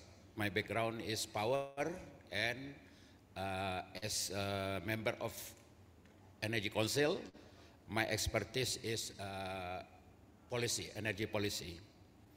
CCS is an emerging technology solution that may enable energy authority to continue the use of fossil, especially coal, as energy supply. Coal is known as a dirty one, but on the other hand, it can provide large amount of energy with low investment costs, high security, and competitive production costs. So if there is solution, why not continue to use coal? I will be strictly to answer the topic. Yeah? What are needed to accelerate the implementation of CCS? From my perspective, from policy perspective, first what we need is development of carbon capture and storage technology that effectively and safely capture and store the carbon emission. So there is no worry about the safety. Second, lower and affordable of CCS or CCUS technology costs that makes the cost of implementation of the cost implementation, the CCS implementation, competitive compared to solars plus storage. Also competitive to nuclear. So in our future energy projection, if CCS is expensive and there is other solution, CCS will not be in place, will not be used. So competitiveness to solar and nuclear is important. Third, site preparation and survey. The feasibility study for CCS implementation in the future.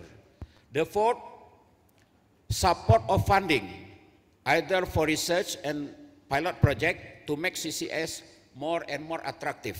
If CCS is not attractive, it will not be implemented.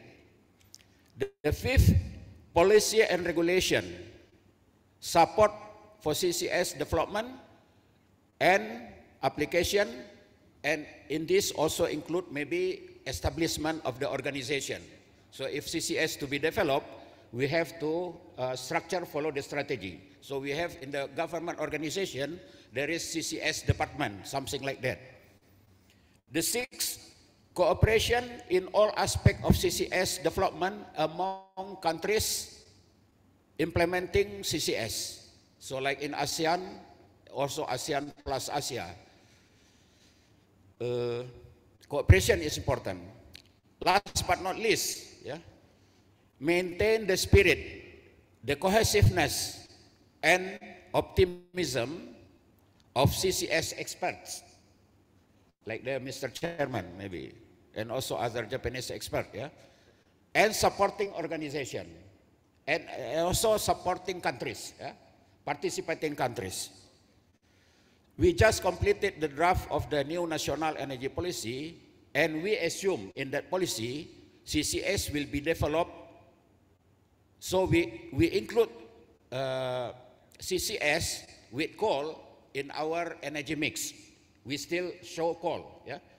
Some 100, maybe more than 100 million ton oil of equivalent until 2060 that we believe CCS will be developed.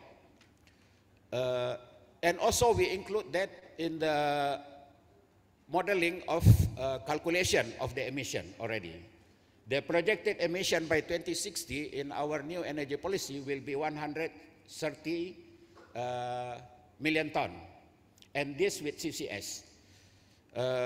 So we hope that this in ASEAN, this CCS cooperation will be continued, yeah, and we'll work together under a cooperation, and we'll share if there is cost, yeah, and maybe also share the experience. And especially, I'm interested in the regulation, why regulation is needed. First, before implementing, we have to have regulation, especially about how the construction, how is the safety. Yeah? Without regulation, it cannot be implemented. So, although we haven't implemented, but regulation must be in place first. That's my view. That's the end of my contribution. Yeah? Thank you very much. Thank you very much, Dr. Herman. It's on-time presentations. I think that Dr. Herman is belong to the NEC, National Energy Council, so that he's really is policy people.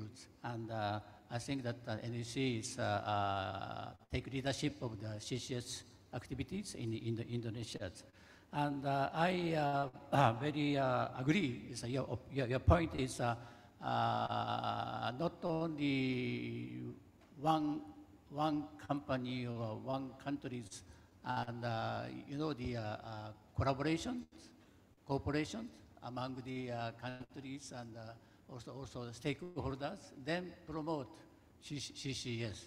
I think that is very good ideas, and in this case, I think that kind of the CCS value chain or CCS supply chain joining the all ASEAN countries, that is a very good idea. So that how do you think about this kind of the CCS network or CCS supply chain or CCS alliance in in the ASEAN region. Thank you very much. Yeah, I think this is very important. When I attend the conference of parties, I focused last time on the CCS. So I come to CCS pavilion and I follow all the presentation. And I noticed that in United States and also in England, they already have already CCS association. So I think in ASEAN and Asia, we should establish this. The members could be the organization and also the utility, and we continue to work together. And maybe we also have to have network with other continent, say with US, Canada, yeah? US, Canada, Europe, yeah. So with this, I believe we will move forward, yeah? We will move forward, and so I don't know, maybe during these meetings, it can be discussed and can be concluded, my suggestion. So if this is concluded, then maybe next time there will be like organization for Asia and Southeast Asia, that not only maybe every year, but when needed, they meet, yeah? And they solve the problem and moving forward for the carbon capture and storage. Yeah. Yes. Yeah. Thank you very much. And I'm very impressed by the CCS cost. It's competitive to the solar PV and nuclear power generation. So that this is a little bit ambitious, but I think that if we use CCS commercially, cost is very important, so that it should be competitive to the solar PV and nuclear. Yeah. I fully agree. I think we need the coal producer supporter. I already spoke to Indonesian Coal Association. Why not you spend some money to support CCS, because they will get benefit of the successfulness of the CCS. Thank you. Very good comment. And I move on to the next. I invite the next speakers. Mr. David Lim, CEO of the Carbon Aceh. His introduction introduced the Aceh's CCS activities currently. So, Dr. Lim, provides yours. Thank you. Okay. Good afternoon, everyone. Selamat sore, Bapak-Bapak dan Ibu yang terhormat. So, what I'll start off with is we'll talk about the Arun CCS. Some of you may know about Arun. Arun is was one of the world's largest gas fields, is depleted. And what we are doing now is that we are going to convert it into an open access carbon capture and sequestration project. Next slide, please. So Carbon Aceh, our company, and PT Pembangunan Aceh, which is an agency owned by the government of Aceh, so we have formed a joint venture project to redevelop the depleted Arun gas field for CO2 storage, Arun CCS project. So the Arun field in the province of Aceh is the largest depleted gas field in ASEAN. It is an excellent candidate for CCS. It has a storage capacity of more than 1,000 million metric tons of CO2, 1 gigaton. Yeah? And it's strategically located with access to deep water port. There's an LNG plant. The jetties are there. There's an LNG plant with compression and regasification facilities. Next slide, please. So, our business model is simple. Our business model in a nutshell is we store CO2. We don't do anything else. We don't transport it. We don't capture it. We store CO2. Yeah? We are an independent provider of CO2 storage. So you heard about the BP Chango project. They said they'll take other CO2. That's what they will say. None of these companies, if it constrains their production of their hydrocarbons, they will not store your CO2. So they will call force majeure the day they cannot store your CO2. That's a reality. That's a reality of the business. All oil companies will do that. I worked in the oil business for 40 years. I know that's how we operate, right? We are agnostic on the source of CO2. I don't care where you get your CO2 from. You get your CO2 from your backyard, we'll store it, we'll charge you a tariff. But what is wrong with this picture here? What's wrong with this conference? We are talking about implementation of CCS in ASEAN. This company is the only private company. Everyone here is a government official, a bureaucrat, a study group, a research group. Where are the companies? Where are the companies? I'm a big believer in private enterprise. Private enterprise drives progress. Private enterprise will make things cheaper. That's the reality of it. Next slide, please.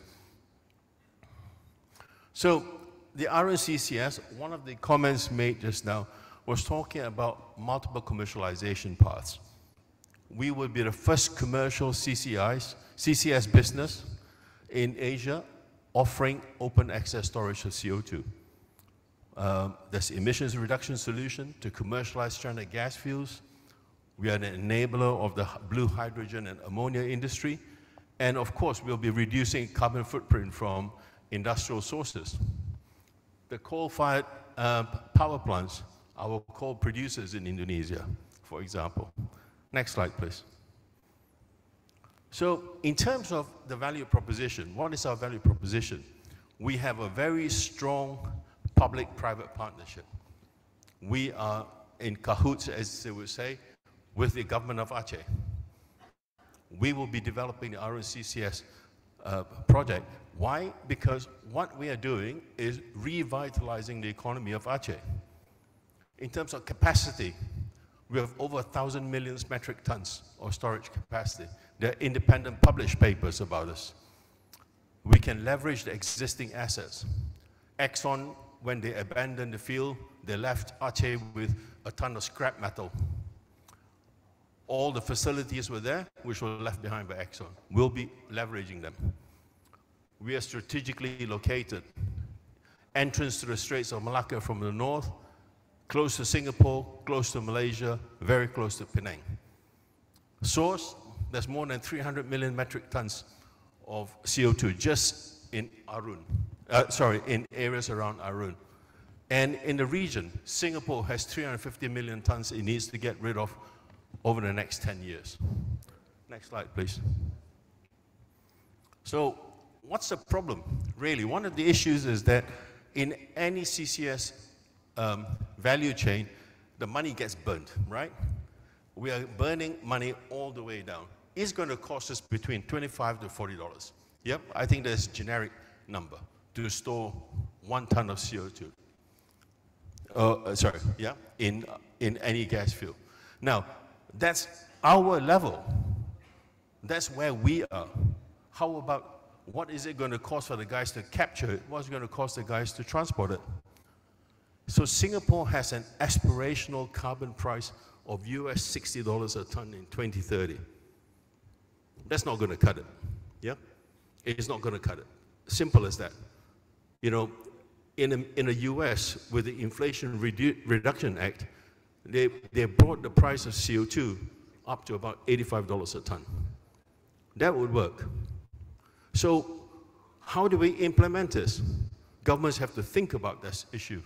It's going to cost you $25 to $40 a ton to store, and then you've got to work back the value chain.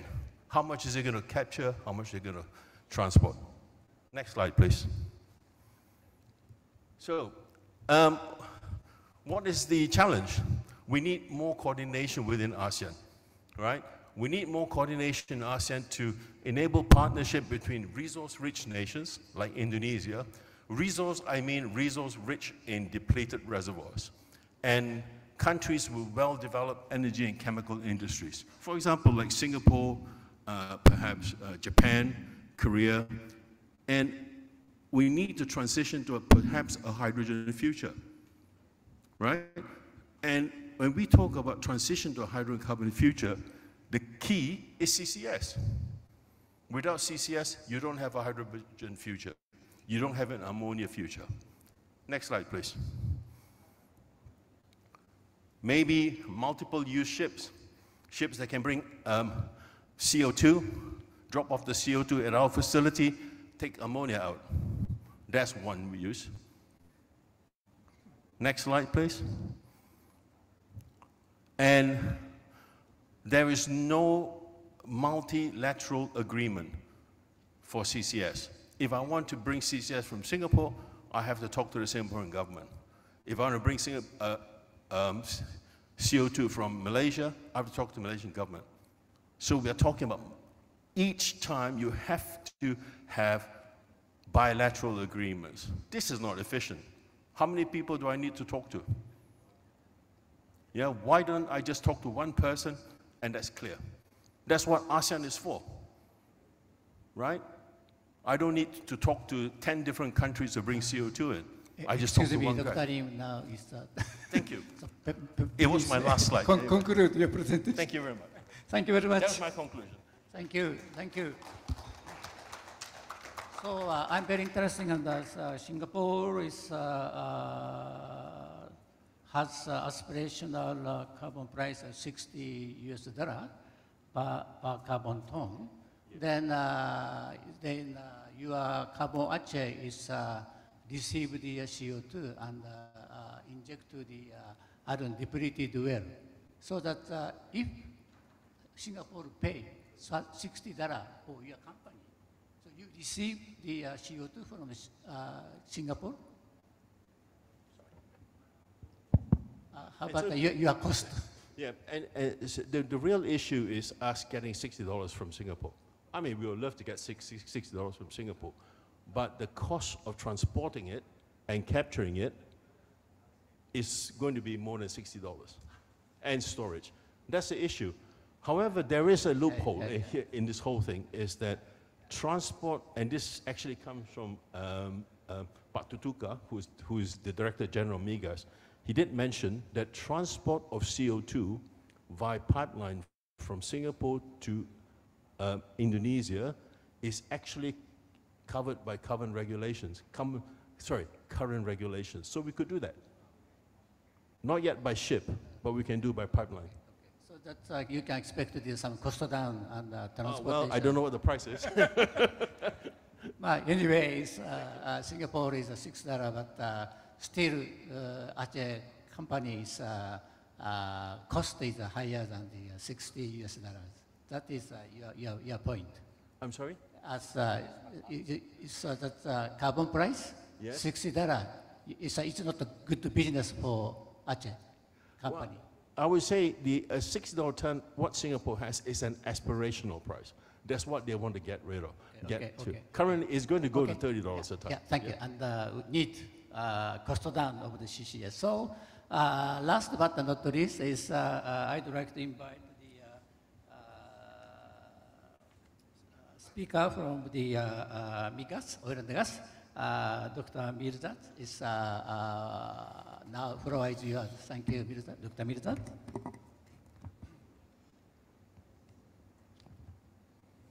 Okay, thank you. Because everybody already signed up for speaking, so for the final speaker in this session, I'm going to speak also with in this forum. Thank you, Mr. Komura, for the opportunity to share the presentations. My name is Mirza Mahendra. Now I'm in charge for the Director of Oil and Gas Engineering and Environments. Okay, I'm going to start for next slide, please. Talking about your question to previous slide that you asked about the cost. If we get from the area that we get a cost for capturing is around $45. This is a study from area, if I'm not wrong, from your study, right? Thank you. So the transportation cost is around 0.59, and also the storage cost is around 15.93. So if we can get the percentage, the capturing is the most expensive for the CO2 is the capturing cost. The transportation is not too expensive. Number two, the expensive cost is the storage. So we're talking about the challenges of the CCS and CCUS. This is the challenges. We start with our challenges first, the cost. How much cost to implement the CCS? especially for CCS, especially because the CCUS is different aspect, different field. The CCUS, we should have the working area for production, for production the oil and gas. So the CCS, one, the cost, and the second one is also the efficiency of the cost. We should need, that the previous presenter also said, that collaborative, so we can make the hubbing system in the ASEAN. Also in Indonesia, we also need the hubbing system, because in Indonesia, as you know, we have a spirit area that we can inject the carbon. So this is, maybe we can reduce our costs for the CCS implementations. Next slide, please. The other challenges is the risk of the leakage. Risk of leakage, we can mention about the risk, these two kind of risk, leakage in the reservoir, and the other one is leakage in the transportations. Who's gonna have the responsible if something happened when we transport the carbon? Like you said before, that we transport from Singapore to Indonesia, in Indonesian area, there's something wrong with the vessels, and then leakage the CO2. Who's gonna be responsible? We already have the commitment of the NDC. So is it gonna be more CO2 should be capturing in Indonesia, or who's gonna be responsible? So it means we should have also G2G, government to governments collaboration first, to make it clear who's gonna be responsible for this one. Okay, next slide, because we don't have much time. Related about the regulations, thank you. Already mentioned from the JOCMEC that Indonesia already have the regulations. We already have the regulation for the CCS and CCUS in the upstream oil and gas sectors. This is our regulations with the Ministerial Regulation number 2, year of 2023. We issued these regulations. This regulation has been awaited by the upstream oil and gas contractor and also the other stakeholders in the first step. This regulation focusing in the development of CCS and CCUS in the oil and gas working area. So we talk about CCUS, yes, we have the regulations.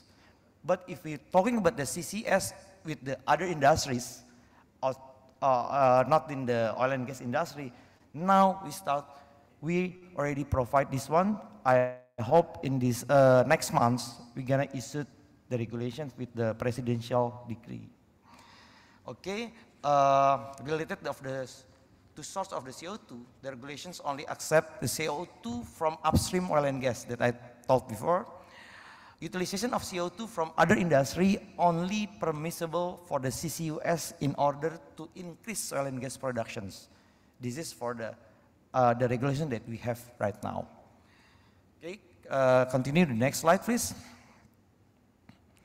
I think Pak Joko Siswanto already mentioned about this slide, about the 15 projects that we have.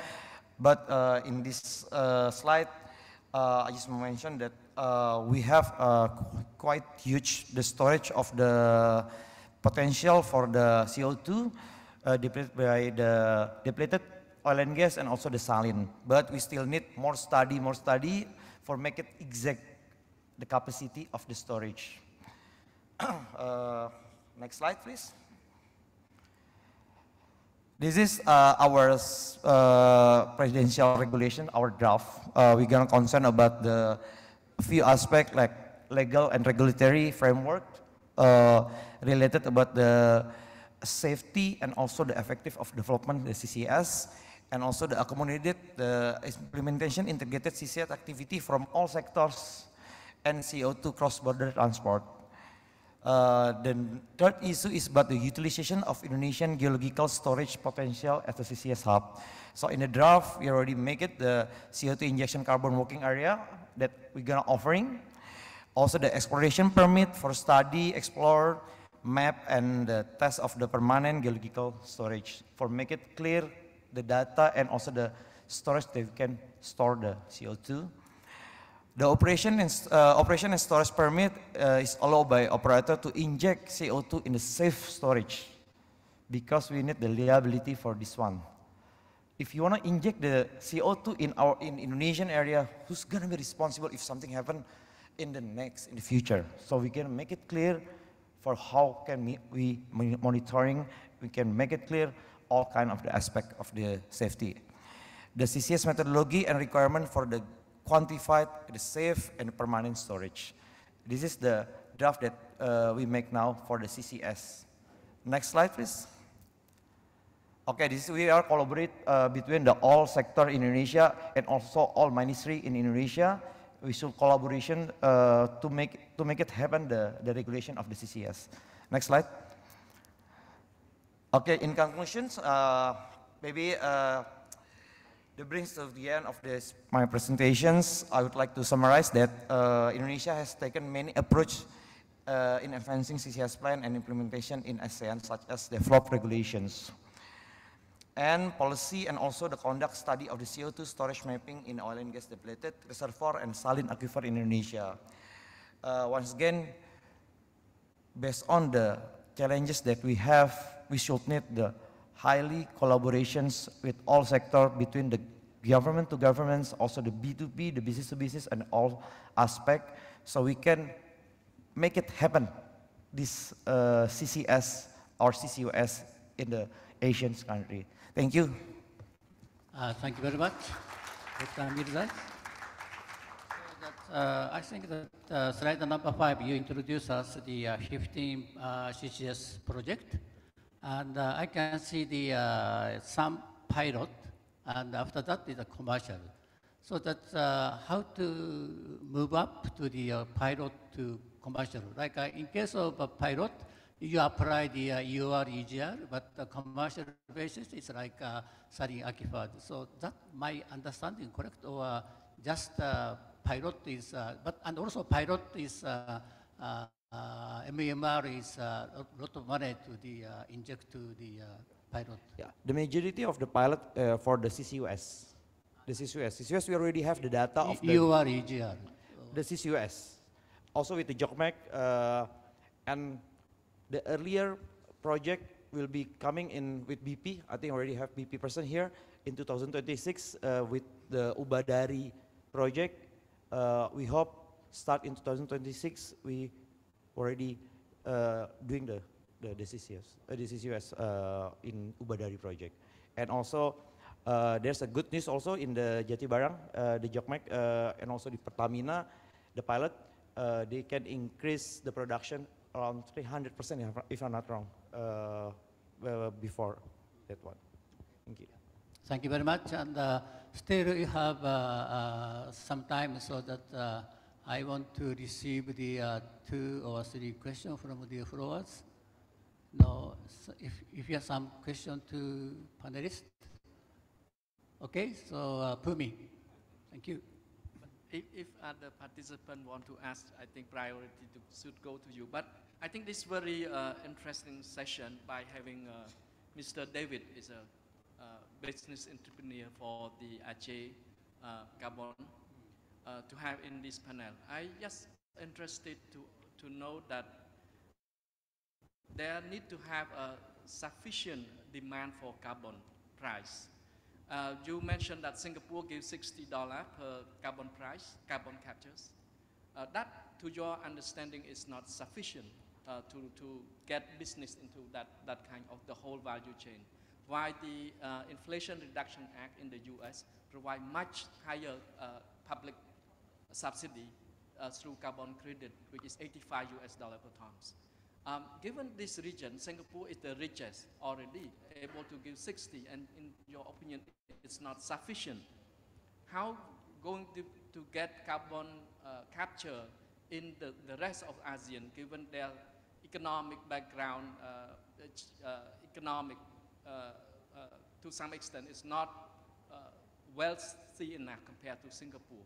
So we want to accelerate CCUS commercialization by 2030. And to your opinion, what are the drivers that could support ASEAN to implement the CCUS? And the question is also addressed to the rest of panel, from the regulatory and other, how to make sure that the commercialization can take place in ASEAN by 2030.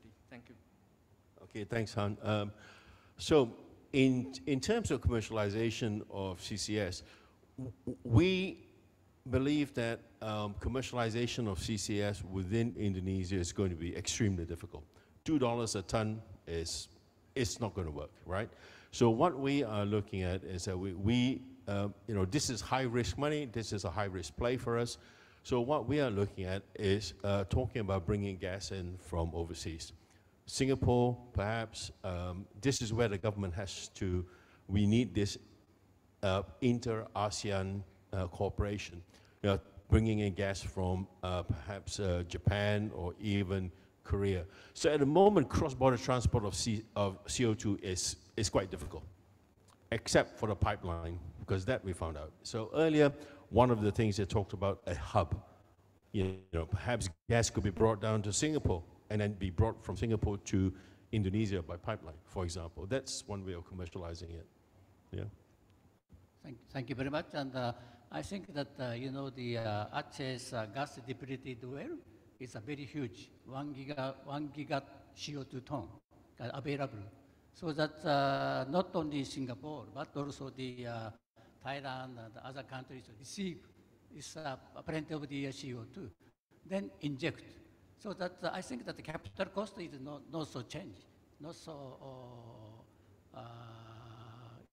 change in terms of the injection of CO2. So that we can expect the, anyway, capital cost is fixed. Then if we increase the injection of CO2, per ton is decreasing. That is, I think, so because the Aceh is 1 gigaton of CO2 depleted well. So that is my, so how do you think about Takanashi-san is how to reduce the CO as a cost of the? Yes, maybe there are the good example in Canada and Australia. Canadian government set their carbon tax price. They're going to increase up to $170 by 2030. So in that case, the carbon pricing would be how to say, good driver to utilize to the deploying CCUS in place. But Australian government taking a different strategy. They set a very strong compliance in the industry, like LNG and natural gas resource development. As you, most of the you people may know, from this July, the safeguard mechanism reform was set, and it requires the LNG operators to reduce the CO2 emission from their subsurface. And the regulation requires the zero emission and from the very first day of the operation for the LNG, new LNG facilities and backfill development. In this and a very strong compliance market, this will be also will be the driver. So the different country having different strategy, I think. And also the Australian government set the the maximum cost of their compliance market safeguard mechanism at $75 per ton CO2. Thank you very much. And I receive the next question from the gentleman. Yeah. Yep. Thank you. Tim Anderson, Sun Cable, renewable energy developer. So my question is hopefully not too controversial, but I'll try and get to it. So when we're talking about carbon emissions, of course we're talking about accumulated carbon emissions. And one of the key issues with the just energy transition is we have developing countries who express the right to develop. Current emissions per capita are actually lower than developed countries, and the accumulated emissions from those economies is much less than well-developed countries. So North American, European countries, the accumulated CO2 emissions, we know it's a fact, far exceed the accumulated emissions from developing countries. And one of the issues, I suppose, with this kind of discussion is the focus is all on the current emission rate of different economies, ignoring the accumulated CO2 emissions that have occurred over the last 200 years. So my question is, for the panel here, in Asia, Southeast Asia particularly, one of the key issues is the right to develop, hence the just energy transition rather than just an energy transition. The just part is the right to develop. Is there any discussion with the developing countries, the donors, who are essentially sitting on stockpiles of CO2 emissions which far exceed the amounts that we're talking about with developing countries, to create a mechanism that fairly reflects the total contribution that each economy has historically have made to the problem? I don't know whether I've characterized that correctly. So what I'm suggesting is we can debate for days and hours and days about what's the carbon price that applies to emissions that are made today, but where's the responsibility and effectively the compensation for the accumulated emissions that developed economies have made, and how's that transfer mechanism going to help? Because I see it as very helpful in terms of helping solve this problem. It's an inconvenient truth for developed countries, but I think needs to be brought into discussion to make a solution for this. Thank you. So that your question is, so developed countries already emit CO2 and accumulation is very big, and now developed countries are already started carbon storage. On the other hand, it's now developing countries just start to emit CO2, so that something like unbalance of but anyway, so if so, maybe, so your question is maybe developed countries give some support, financial support to the developing countries. That is your questions. I think very broad, wide questions. Yeah, sorry, so my specific question is, in this policy and geopolitical discussion between developed countries versus developing countries, has there been any research, discussion, or policy dialogue between groups of developed countries and developing countries to recognize the accumulated CO2 emissions, that the imbalance between those two parties, to create a compensatory mechanism or mechanisms that reflect those different contributions to the global problem that we all inherit? Thank you very much. Maybe the next, Dr. Okay, Herman. let's just take it very simply. We are already having trouble in trying to get the developed north, the Western countries to compensate or to pay for colonization, pay for the slavery, pay for discrimination, right, of the global south. Now you want us now to go back to them and say, you're going to eat all the CO2? I mean, we can't even get them to accept the fact that they've been exploiting the global south for like 200 years. I mean, China had a century of humiliation, and they're still trying to get the global north to own up to it. Now, that's a simple problem. They can just say, oh, sorry, but you know, the carbon emissions, you're not going to solve that. It's going to be a hard time until the global south actually just shoves it down their throat. That's the reality of it. Okay. Yeah. Thank you. And how about Dr. Herman? So this is kind of the policy issue. So how do you think about the NEC? And on behalf of the NEC, so appreciate your view to the gentleman's questions. Yeah, I don't know to answer this, but you know, if we see the emission reduction, actually emission reduction itself is not the bound commitment. There is no bound, it's only voluntary. So with this, any development in carbon reduction, I think so far in the COP of parties, still voluntary. Maybe only to give the image to the country, they participate, to the save of the earth, but there is no sanction. Yeah, I come to the COP in the last 3 COPs, but I found there is no discussion about sanction, but they keep talking about net zero emission. But if this is the situation, I think, yeah, relate to your question, we are in Indonesia. There is a dance called poco-poco. Yeah, poco-poco, you dance, but you are still there, okay, not moving. Yeah? That's, I think, my answer. Yeah, Oliver, thank you. I think it's very interesting. Actually, our government also face this kind of thing. Just like you talk about not in my backyard, something like that. We call it just a just transition. This term comes from United Nations.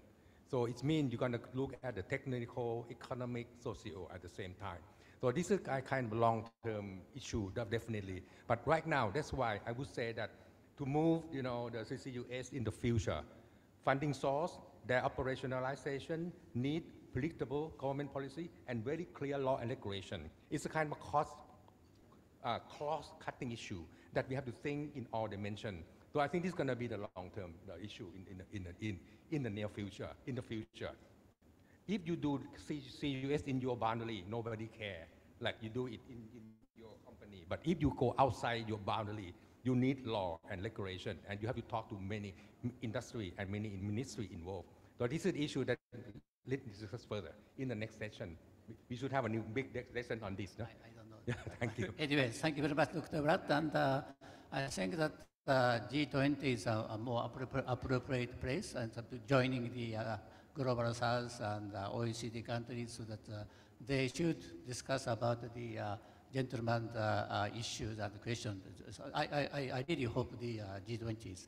And now it's time is up, and I'd like to conclude the discussion. But anyway, it's how to implement the CCS. One idea is firstly storage. If no storage, we cannot. And the regulation, legal and the regulation, that should be very important. And economic viability, the cost. So that the cost high is nobody expect the CCS. But in the initial stage, even though the Northern Light, there are a lot of the receive the subsidies. So that also ASEAN is land. So that initial stage, you get the some subsidies. Also, you can get expect some money from the OECD countries. And also the implement the CCS. I think it's Miga's person mentioned, EOR, EGR is an easy way. And the cost is not so expensive. Then they get to expect some benefit, increase of the oil and gas production. So that EOR, EGR is maybe first step. And the second, APAEC is APAEC Corporation is a gentleman says, is a depleted well, like a gas and oil. Then after that is end of the day, we are looking for the saline aquifer storage. That kind of the steps is very, very important. So how to implement CCS. So that again, so storage important, and regulations, and also the cost. That is very important, and initial stage, government pay attention to the some subsidies, financial support to the CCS activities.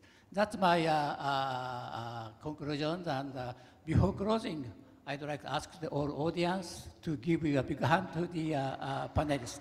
Thank you very much.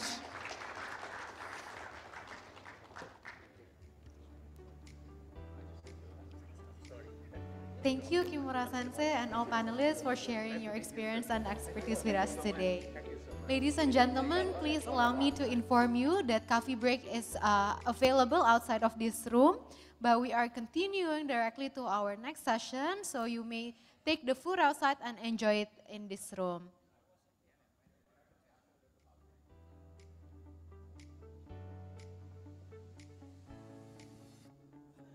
Thank you to all panelists.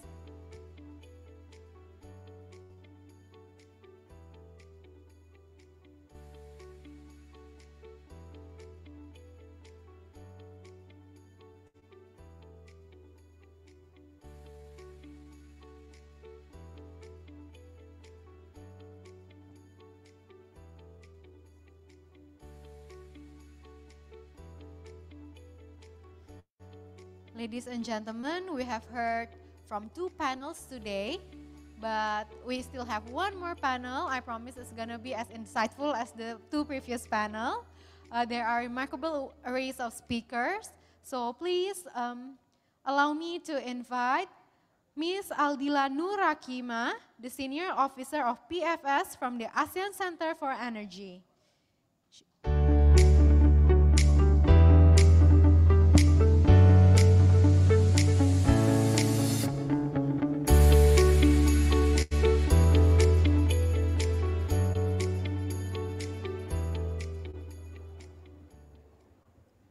Thank you so much for the introduction. Good afternoon, everyone. We are welcoming the last session of today's great event. So from morning, we already listened to the how to attract sustainable finances, and then from this afternoon, we listened to 2 sessions previously on advancing CCUS implementation for energy sector in ASEAN.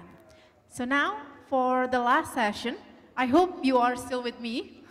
I know this is the danger time because everyone may be already tired from morning until afternoon, but I hope this last session will be as enjoyable and as insightful, especially because we have 4 distinguished panelists will come with me today, this afternoon, where we talking about the barriers and opportunities for CCUS. So CCUS itself has been continuing its global momentum with dozens of projects moving into development. And in ASEAN, CCUS could be fundamental in helping the region decarbonize energy system from coal-based electricity generation and achieving the net zero target. And this technology has several barriers that need to be addressed. As mentioned previously by Benny Suryadi from ACE, the ongoing study on ASEAN CCUS deployment framework and roadmap with ACE and the GCCSI, we identified 3 pillars representing these challenges in CCUS deployment.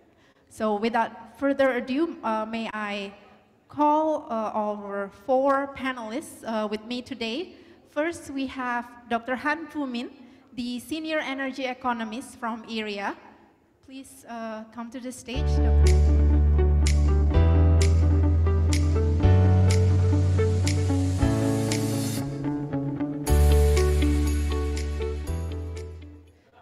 You may have heard Dr. Han Fu Min has been asking a lot of questions today, so we will be looking forward to your discussion in this session.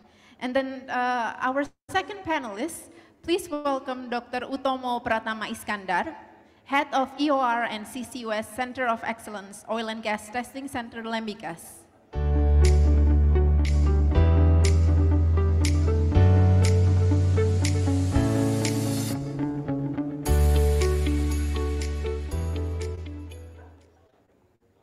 And then our third panelist today, we will welcome Dr. Rahmat Sule from Institut Teknologi Bandung.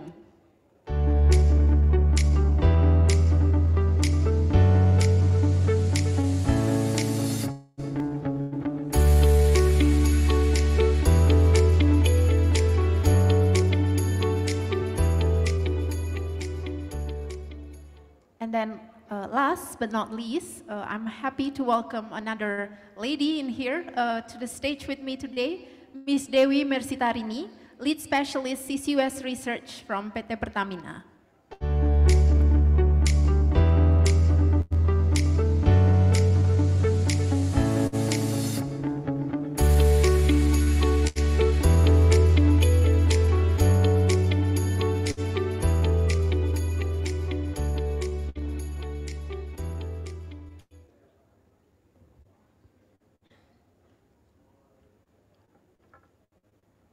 Thank you so much, all distinguished panelists that already joining me today for this session.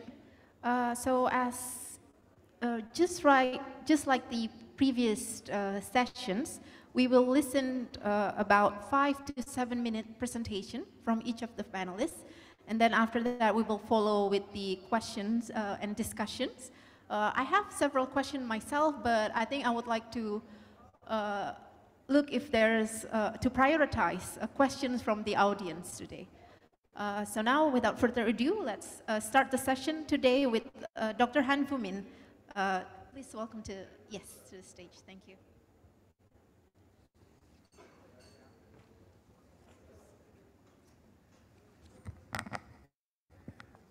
First of all, a very good afternoon.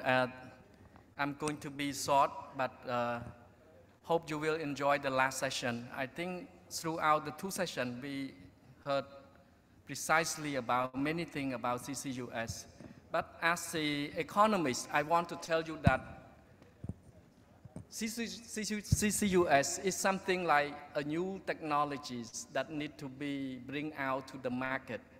Normally, the most important is carbon. If you don't treat carbon as the product which is have a demand, I think it will not work for the whole value chain of CCUS. So I believe that demand and supply of carbon need to be there. If you don't create the demand of carbon, I think that going to be a huge burden of the public finance, particularly the subsidy. Government need to pay hugely on this kind of subsidy. Of course, the early stage deployment of such technology, it needs help from the government in terms of subsidy, in terms of public financing, as well as a regulation around this to need to make sure that this technology can be predictable in terms of regulation and others. Without further ado, could you please put the next slide here? Why CCUS so important in our region? Because the energy system in ASEAN still rely on the fossil fuel, particularly for power generation. 80% of our power generation still rely on these fossil fuel. So if we're going to decarbonize the emission, we need some kind of technology like CCUS. And fast deployment of the CCUS, globally we expect around $3 trillion need to be invested in CCUS globally in order to contribute to carbon neutrality by 2050. Next slide, please. Area scenario in terms of emission, carbon neutrality, you see that without carbon sink technology like CCUS, in the baseline scenario, emissions still very high. But we expect in Southeast Asia, we deploy both natural carbon sink, which is forest, and also together with negative emission technology, including the CCUS technologies. Of course, the renewable will increase largely in the power mix, particularly solar, but CCUS will be the most important technologies if fossil fuel continue to play a role in the energy transition. Next slide, please. We see that huge investment has been already put into the renewable and clean technologies.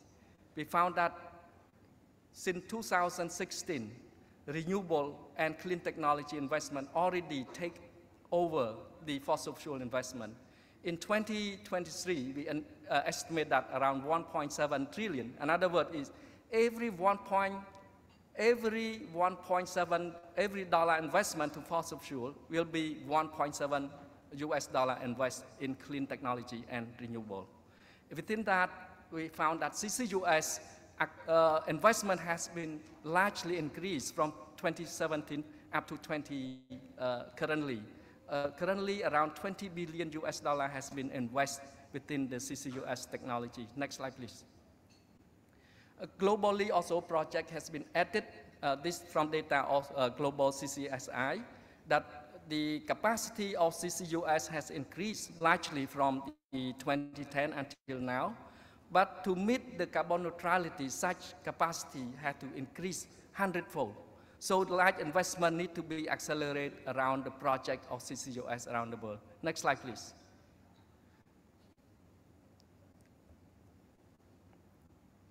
I think to understand the whole value chain, we need to understand this CO2 source, where we capture, and then those capture have to be the most efficient. It needs an industrial cluster in a way that you can minimize the cost and transport it and injecting it. But the most important, if we don't talk about the utilization of carbon, the whole value chain become very expensive. Because you need to utilize carbon as much as possible before store it permanently, injecting in somewhere in the suitable storage. I think area with MOI have conducted a study. We saw that the capturing costs represent almost 70% of the overall value chain. And with that, I think technology is quite important, and we need to understand technologies. Some of the mature technologies, such as chemical absorption, physical absorption, and membrane separation. This is most of the mature technology. Of course, there are many other technologies, but for banking, it's very important to look into which technology already mature in the market, so they can predict technology, regulation, and others. So technology is quite important for CCUS. These three important technologies are quite mature in terms of capturing CO2. Around the value chain, we see that the capturing cost, as I said, it's quite expensive, but the increasing capture rate need to be there, the technologies. Why? So the technology around capture has to be accelerated, both cost and capturing rate. And transportation is the same.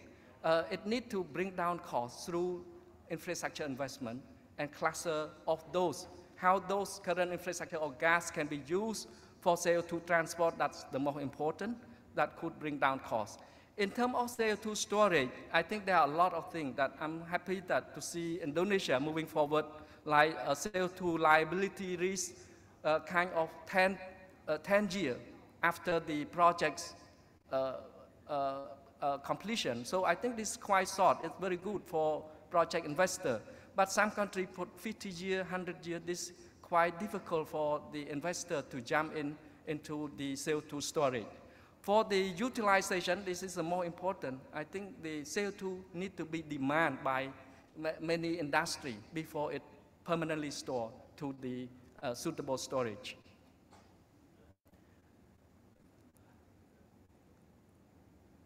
When we talk about the power infrastructure in Southeast Asia, we talk about how we able to put the CCUS into the current power plant like coal and gas power plant.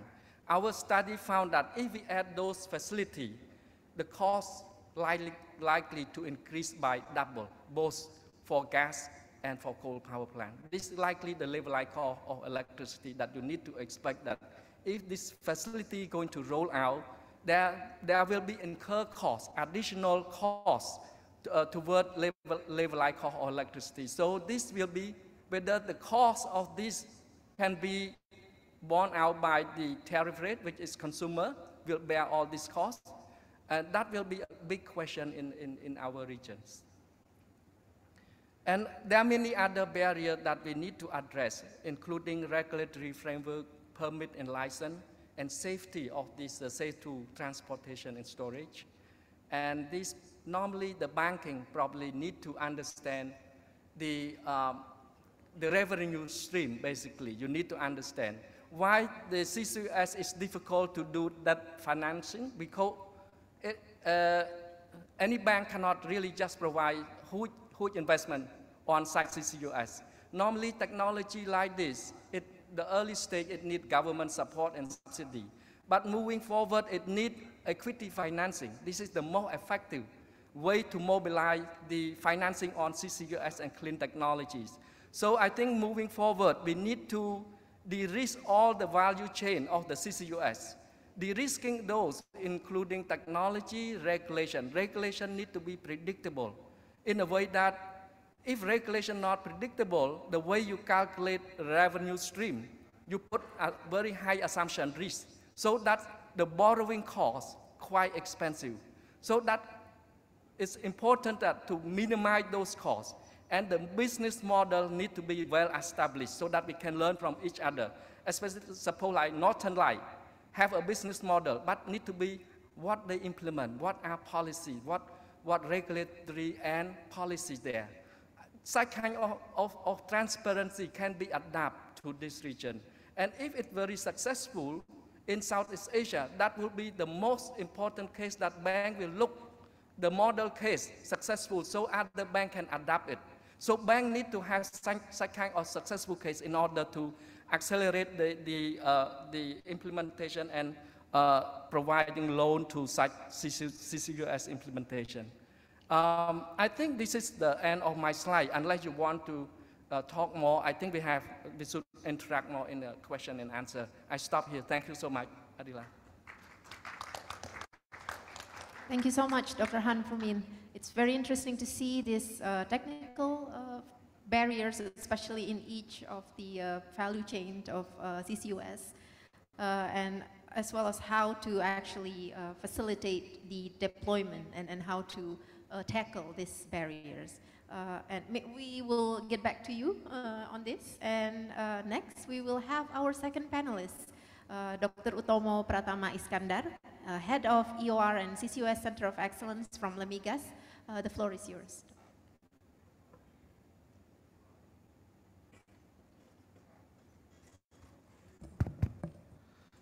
Good afternoon, ladies and gentlemen. So when I was asked to give this presentation, I remind that I'm not an economist. So in fact that I'm an engineer. So I'd like to try to speak from the point of view of engineer about the barriers and opportunity for financing CCUS. Next slide first. So as you may know very well that these are the list of financing barriers in general for the development and deployment of CCUS technology. Obviously, first is insufficient incentive policy. So if we have inadequate financial incentives and support for this kind of project, it would hinder the development and deployment. And secondly is access to the hard capital. This is mainly refers to the financing and technical approach needed for the CCUS project. So limited access to hard capital can also slow down the commercialization of CCUS technologies and also deter the potential investors. As we know very well that investment is quite high, so this is also one of the barriers that can slow down the technology development. Another thing is that technical challenges could be also be financing barriers. For example, some CCS technology could face technical obstacles such as low storage capacity, inadequate risk assessment, low net CO2 utilization in terms of CO2 EOR, and high energy consumptions. This is also could be a financial barrier when the investors want to borrow money from the bank. And the next one is the rapid expansion. So when the project is trying to scaling up, it requires securing funding and also managing organizational growth. So having difficulties in navigating such rapid expansion can impede development and deployment of CCUS. And last is the low rate of return of investments. I'm not sure whether is there any project they have evaluated the whole economics, whether they have advantage or not, but the low potential rate of return investment can also discourage for the investor. Next slide, please. So beside the barriers, we also have the opportunities for financing in general. We know that we should collaborate not only the private investment, but also between public and private partnerships. We know very well that private investor can provide funding for the projects and helping to drive innovation and commercialization. And also by having collaboration between public and private, we can share risks and resources so we can facilitate the financing and implementation of the project. And second is the government funding and incentives. Of course, government can offer financial support such as capital grants, low interest loans, and tax incentives. This is very useful to encourage the development and deployment CCUS. And the third one is the most popular one and has been implemented in other part of the world is carbon pricing policy. So carbon pricing mechanisms such as carbon taxes, cap and trade system can create economic incentives for industry to invest this technology so they can generate revenue for the further development. And last is the R&D support. So by having public funding for the R&D and demonstration project could reduce the cost and also enhance the technology performance. Next. So as mentioned in the previous speaker that Indonesia has just released the Ministerial Regulation number 2/2023 related with CCS and CCUS in the upstream oil and gas activities. So this could be a financial barrier because the operators should borne various costs. So in general, there are three types of costs. First is closure costs. So closure costs include the verification costs shall be borne by the contractor, and this is calculated as part of the operating cost. And the second cost is the monitoring cost. Because it is compulsory for the contractor to conduct the monitoring after 10 years of the closure, and this should be another additional cost that should be borne by the contractor. And the last cost related with the miscellaneous costs, these include the study cost, storage capacity certification, and greenhouse gas emission reduction certification. This requires extra additional costs. So all of these costs related with the CCUS are in the framework of petroleum operations and treated as the operating costs in the production sharing contract, either as cost recovery or gross split. So the operators should submit their working plan and annual budget to the SKK Migas as part of their plan of development plan. Next slide, please. And also, the good things that this ministerial regulation provides several opportunities for financing. First is collaboration with another emitter. So the contractors that producing carbon emission can collaborate with another contractor that have working area, or even with the contractor that emit the CO2. So they will have their business-to-business scheme.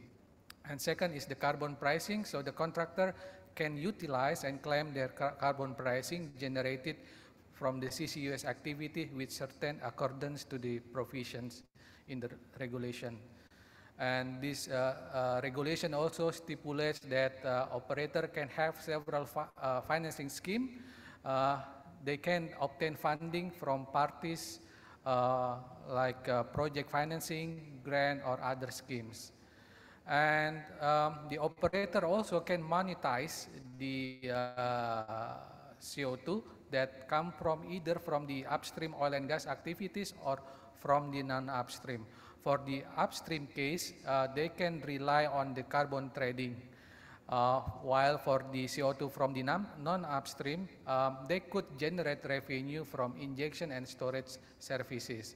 And last, the contractors also can be given a tax incentive regarding their activity, the oil and gas businesses. Next. So beside those policy framework, these are the remaining key policy framework to support development and deployment CCS technologies. First, they should have industrial strategy. So by integrating the CCUS within a broader scope industry, and also collecting in the regional to decarbonize the industry sector, in the region, they could share the transportation, infrastructure, and storage hubs. And second is the international collaboration.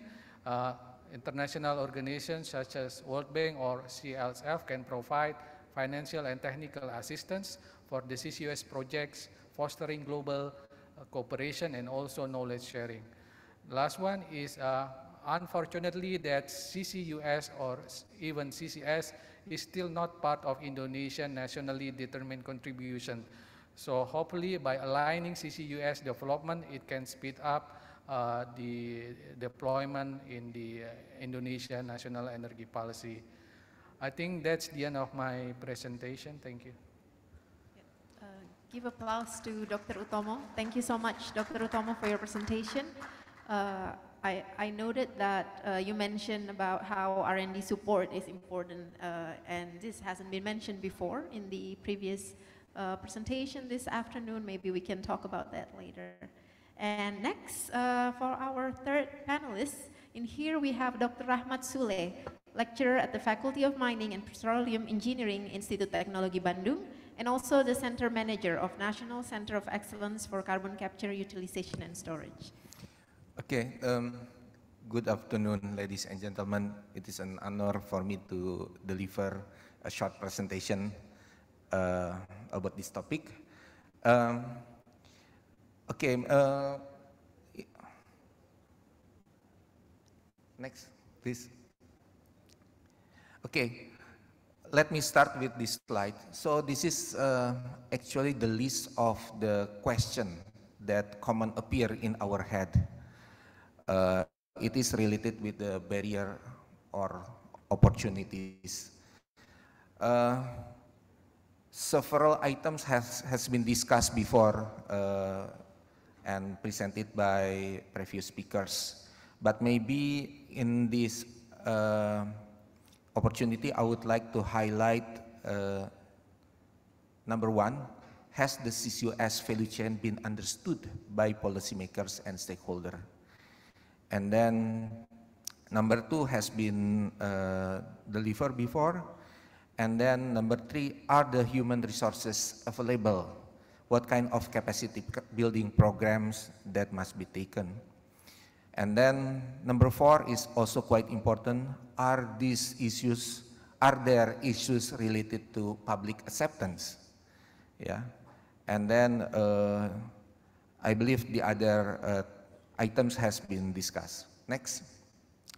So as the answer for the three items I stressed before, the government, which is the Director General of Oil and Gas, has introduced a National Center of Excellence since 2017. One is at ITB and the other is in Lemigas. And the purpose of the establishment could be seen in this slide. Yeah. So we would like to be champion in the CCS and CCUS technology. And because ITB is education and research institution, of course, the development of this technology must be conducted by us. And next slide, please. And as the follow-up of this appointment from the government, we set up the organization within ITB. Yeah, there is a board of director, and then myself is the center manager, and we have several divisions from the capture technology, transport technology, storage technology, until let's say health, safety and environment risk assessment and so on. So altogether 45 experts from ITB and also some other from other institution has joined this center. And this is a good model actually in our institution, because we for the first time, we work together from multidiscipline. Yeah. Next slide, please. And another thing that I would like to mention again, that we have to learn from the past achievement. For example, because we want to become the host of the CCS and CCUS, maybe by learning from JOCMEC publication, it is a good start, because this study about the storage capacity in saline aquifer, they implement this by using the standard estimation.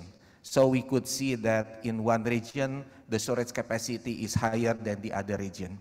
And as the follow-up, actually we have started also to produce more detailed storage capacity estimation for several regions. For example, in this figure, we could see in the South Sumatra, or also in the all around in the Indonesian territory. And if we could make this kind of map, maybe we could see what kind of opportunity could be happen between the emitters and the storage operator. Next.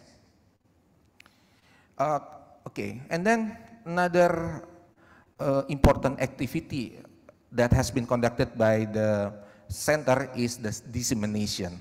So in the past time and also by until now, we always conduct dissemination program, not only in Indonesia but also abroad. Next. And this is some activity also that has been conducted in our center. Something like a published scientific paper. One of them is related to the public acceptance, and some other is the activity in the field for the baseline development of the monitoring technology. And we have also collaboration with the IEA GSE to conduct a summer school program, and last year is already the third time, and it has been participated by PhD and postdoc student and also young employee from all around the world. And we have also elected as the consultant for the capacity building program in Timor-Leste. Next. This is some achievement that has been produced by us, and one interesting pattern right now is that the request to conduct the study is also from petrochemical industry. Yeah, why? Because they want to produce blue ammonia, and one of our study mentioned that if even the cost for injecting 1 ton CO2 is $80, the incremental price, levelized price of the ammonia is maybe only 13%. So it is a good thing for the petrochemical industry. Next. And also the last slide, this is from me. We support also the government in developing CCUS related regulation. So the ministerial decree that has been produced last March is coordinated by us as the instruction from the DG Oil and Gas, and the other regulation is just appear this month, yeah, and maybe we already know it is about the carbon trading through stock exchange. So actually the CCS and CCUS activity in Indonesia is very aggressive, and we hope that the first injection could be done by BP in 2027. Next. Okay, that's all from me. Thank you very much. Give a big applause to Dr. Sule. Thank you so much, Dr. Sule, and thank you for mentioning that CCUS activities in Indonesia are very aggressive. And thank you for coordinating with the ministry for the regulation that we had last March. We will get back to you, especially maybe discuss about capacity buildings that you mentioned before as well. And last but not least, we come to our fourth panelist. In here with us today is Ms. Dewi Mersitarini. She's the lead CCUS upstream innovation at PT Pertamina Persero.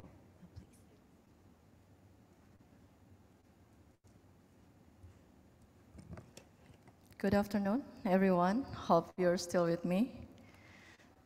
First of all, please allow me to deliver my sincere gratitude and appreciation to ASEAN Center of Energy Area and all committee for arranging such great event that bring an essential subject in supporting CCUS implementation. And warm regard to all distinguished guests and speakers. I'm Dewi Mersitarini, as a lead of CCUS in Pertamina Persero, will deliver some update in CCUS initiatives in Pertamina. Next please. So, as Indonesia is committing to the enhanced NDC in reducing carbon in 2030, which now become 31.89% with our own effort, or 43% with international support.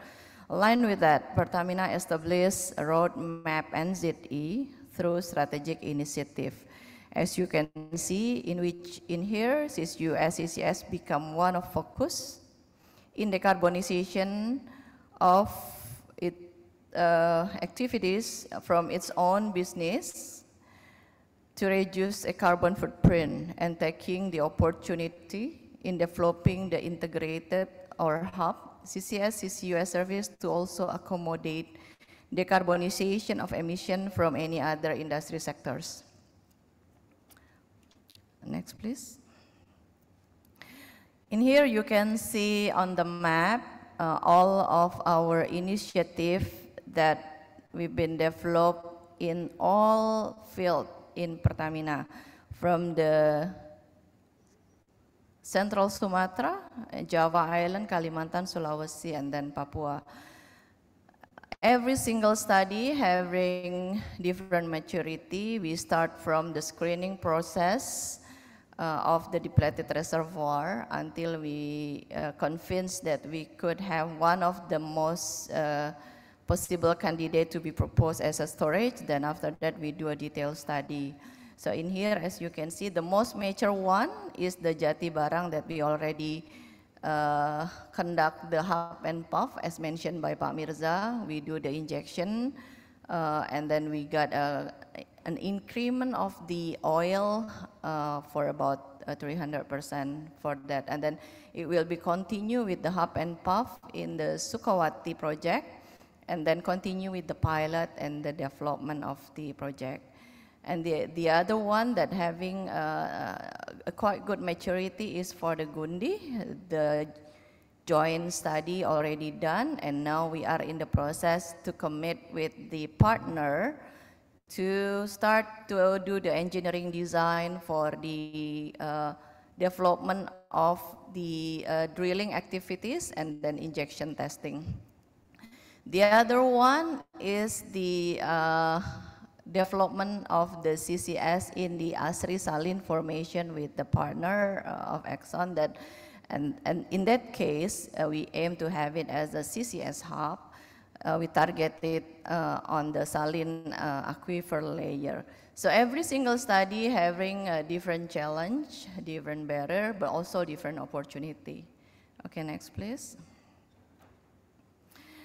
So CCUS is a complete value chain, consists of capture, transport, injection, and also monitoring, reporting, and verification. And each element having its own complexity, and all the costs to be accumulated become the whole a compact as a cost of CCUS.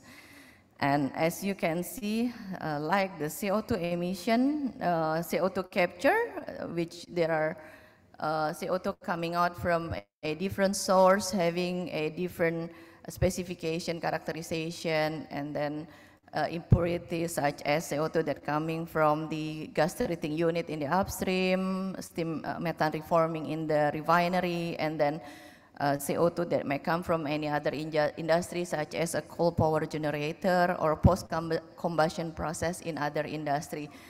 And all those different type of CO2 will have a consequences in a different treatment and also consequences in cost.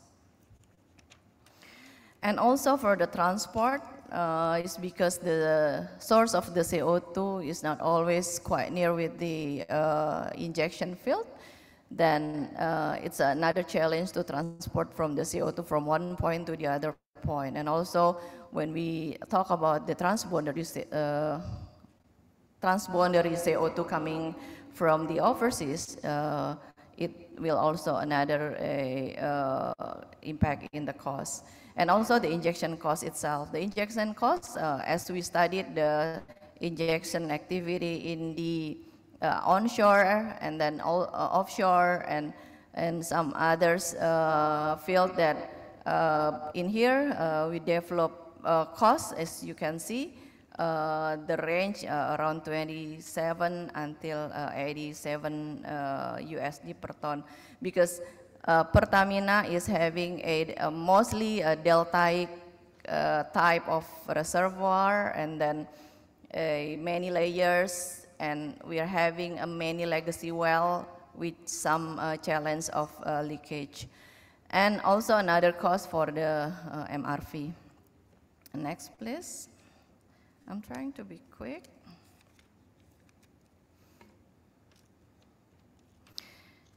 Okay.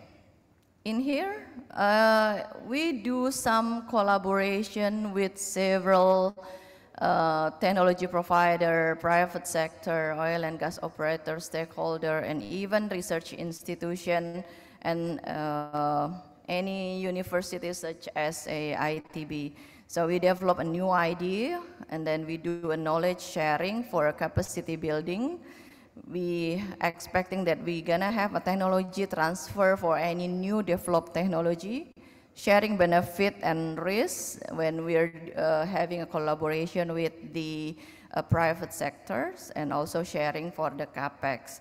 By that, we expect it will accelerate the CCUS implementation Pertamina. So this is the way for us to solve the obstacle, the barriers of the financial within the activity when we develop the initiative. And next. And this is the other example that we got funding from several international agencies. You can see we got funding from USTDA, USAID, and also from US and from Japan, from GCCP, JOCMEC, and from Indonesia government, we got even funding from the LPDP and then Kedai Reka.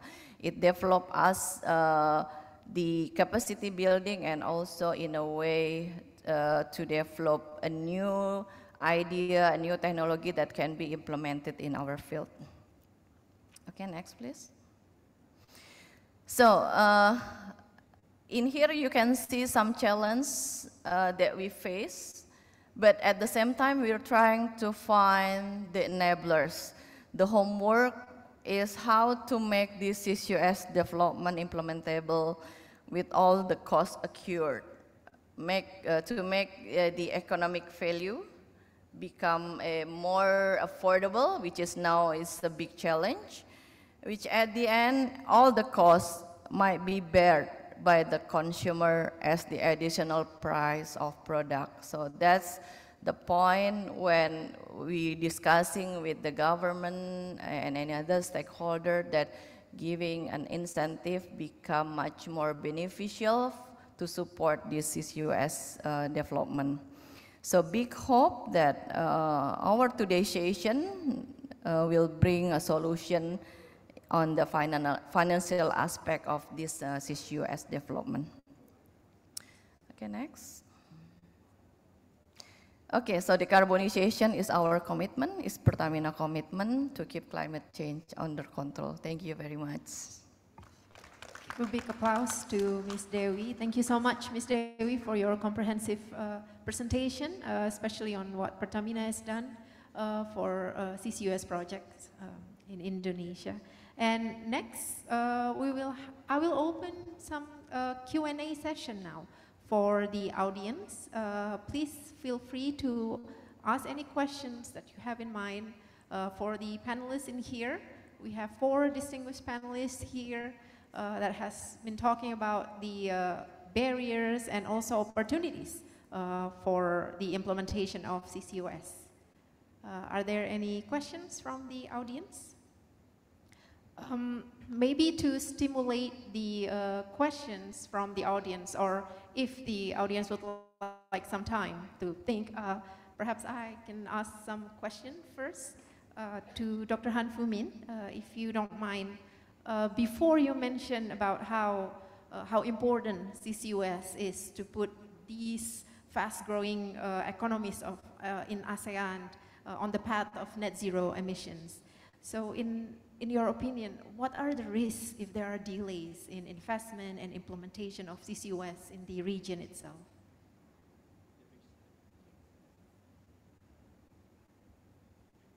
Thank you so much, Adila. I think this, it's quite important to get the CCUS, I think, to be understood quite well in terms from the banking sectors, government and others, because like other technology you see like solar, geothermal and other, it's very mature technologies. When you do a kind of technology risk, it's quite low.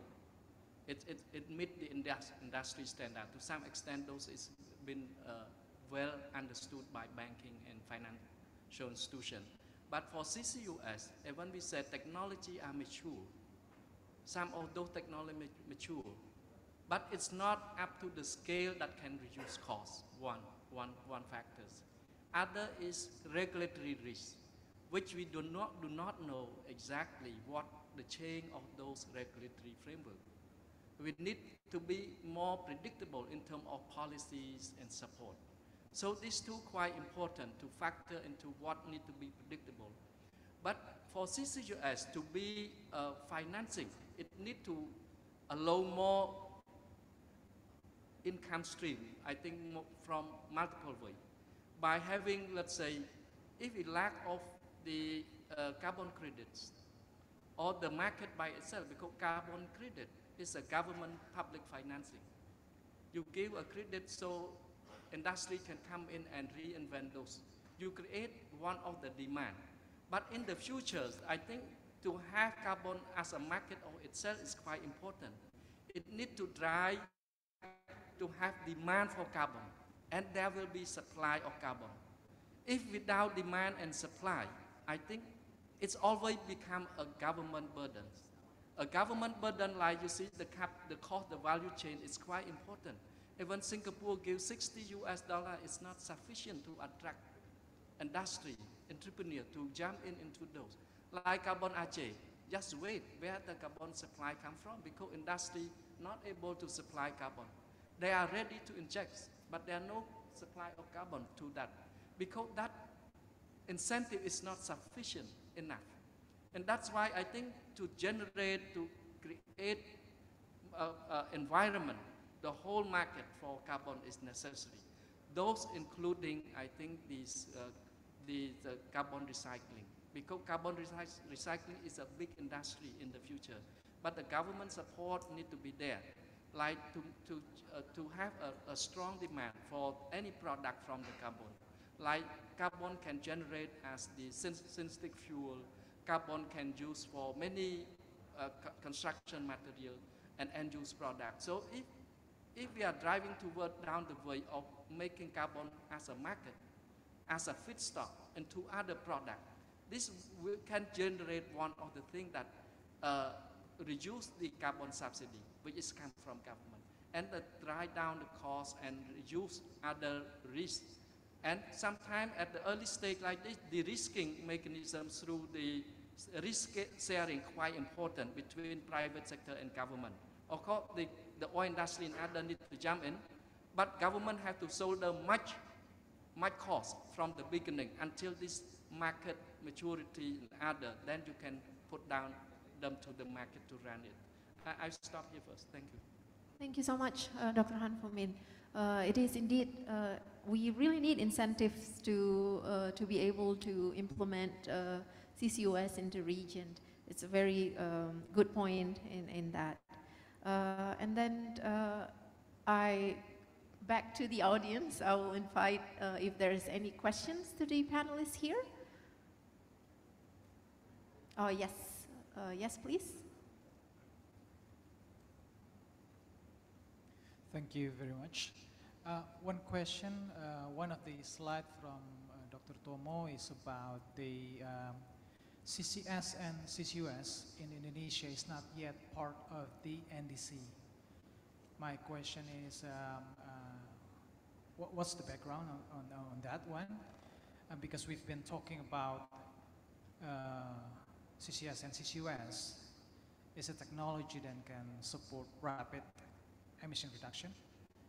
And when we're talking about the MRV and accounting mechanism, it's actually very clear about and how many CO2 that we actually stored and the permanent storage benefit on the CCS and CCUS. That's one question. The second one is about, so Indonesia is progressing on the cross-border CO2 regulation. Maybe Dr. Tomor, maybe Pak Sule also can help in giving a light on what is the benefit that Indonesia as a country can actually benefit from being open to the CO2 cross-border. Thank you. Yes, please. Okay, thank you very much for the question. I would like to answer based on my knowledge. So in the ministerial decree that released last March, the transboundary CO2 transportation is not regulated yet. Yeah. And also, if the CO2 come from non-oil and gas sector and want to inject it to the oil and gas field, for CCS, it is also not regulated yet, okay? But in the upcoming presidential decree, maybe it will be added. I don't know precisely the recent draft of this presidential decree, but what I heard that the operation of oil and gas in the operation in the non-oil and gas will be regulated in this presidential decree. And remember that the government will give the priority to reduce the local or domestic emission, yeah. And if we still have capacity to inject the CO2 from other country, so why not? Because it will be the new business for oil and gas company in Indonesia, yeah. So this is the standpoint I believe. And about your question related to the CCUS is not part of the NDC. In my opinion, it is good actually, because it is not our obligation to reduce the emission by using CCS and CCUS. But if we could do this, it will be something achievement, additional achievement. So yeah, maybe that's all my answer. Thank you. Thank you, Dr. Sule. A very interesting perspective. And maybe we, Dr. Utomo, if you have... I'd like to answer your first question related in NDC. So if you open up Indonesian enhanced nationally determined contributions, you can see that for the mitigation plan in the energy sectors are mainly related with like fuel switching, energy efficiency, and other things. And I also discussed with the person from the Ministry of Environment. She said that still low carbon technologies like CCS or even CCUS, even though NDC is a reflection of our commitment in reducing greenhouse gases, is not part of the NDC. The reason why, I don't know. So I think that the first question, and related with the cross-border CO2, I'd like to add some information from Pak Sule. I am also joined this presidential regulations development with the DG Oil and Gas, and also they are planning to include this transboundary or cross-border CO2 transportation. The problem is, if to best of my knowledge, is related with the Oslo Conventions, whether CO2 classified as a waste or commodities, if I'm not mistaken. And yeah, it's still, we are still having a issue or debate about the cross-border transportation. Thank you, Pak Utomo. Is there any other questions from the audience here? If not, then may I ask question to Ms. Dewi from Pertamina. I would like to ask, in your presentation, you mentioned one of the key challenges for CCUS implementation is commitment of industries, especially those who as the CO2 emitters. Can you please elaborate more on this? As we heard this morning, I think Bu Cynthia Rusli presentation from PLN, she mentioned that PLN actually have fund more than 3.3 billion USD on the energy transition.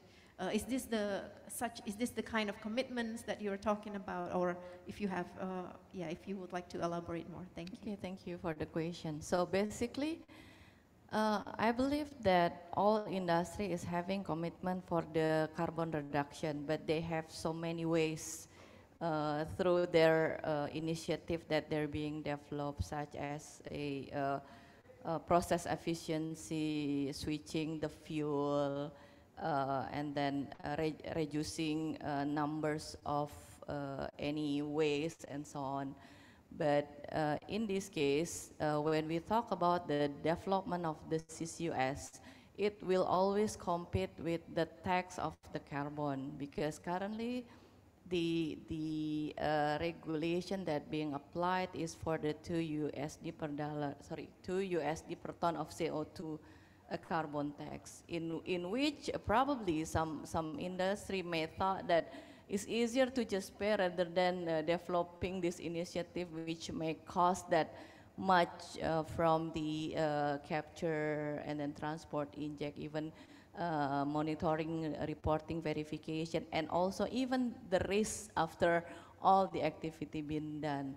So the thing that I said is to be able to implement the carbon reduction via CCUS, it has to be clear in which other economical parameters that make the industry will do this. For Pertamina itself, because we are in the oil and gas industry, we do activity in the subsurface. We also having an aim to reduce our carbon. We do development for decarbonize our own carbon. But would it be also the same intention to the other industry sector? I think it's really depend on the priority that they will take on. Thank you. Thank you so much, Bu Dewi, for the answer. I just got the notification that unfortunately the time is up. I really want to continue our discussion here with our panelists, but maybe before we close this session, I would like to conclude our session today. So we've talked about the barriers and opportunities for CCUS, and despite having challenges in technical, cost, policy, and support as well. And there are several opportunities that can act as an enablers, to borrow Budewi's word, to support the development and deployment of CCUS technology. We can conclude that industrial strategy is important. How we can integrate CCUS by having, for example, sharing infrastructure to reduce the cost, and then R&D, like joint research and development with research institutes, with universities, like with ITB, Lemigas, with AREA and ACE is also important in here. And of course, business model, business partnership as well can help to support implementation. And last, government rule to facilitate the investment. To have CCUS related regulations is very, very important. And as mentioned by our questions before that mentioned about NDC, international collaboration as well as the integration with national climate goals perhaps would also quite important in here to support the development of CCUS. Thank you so much, everyone, and thank you so much, all panelists here for this session. Big applause for today's session. Thank you. Thank you to Ms. Aldila and all the panelists for an interesting last session of the day. Thank you so much. We have learned so much from you today.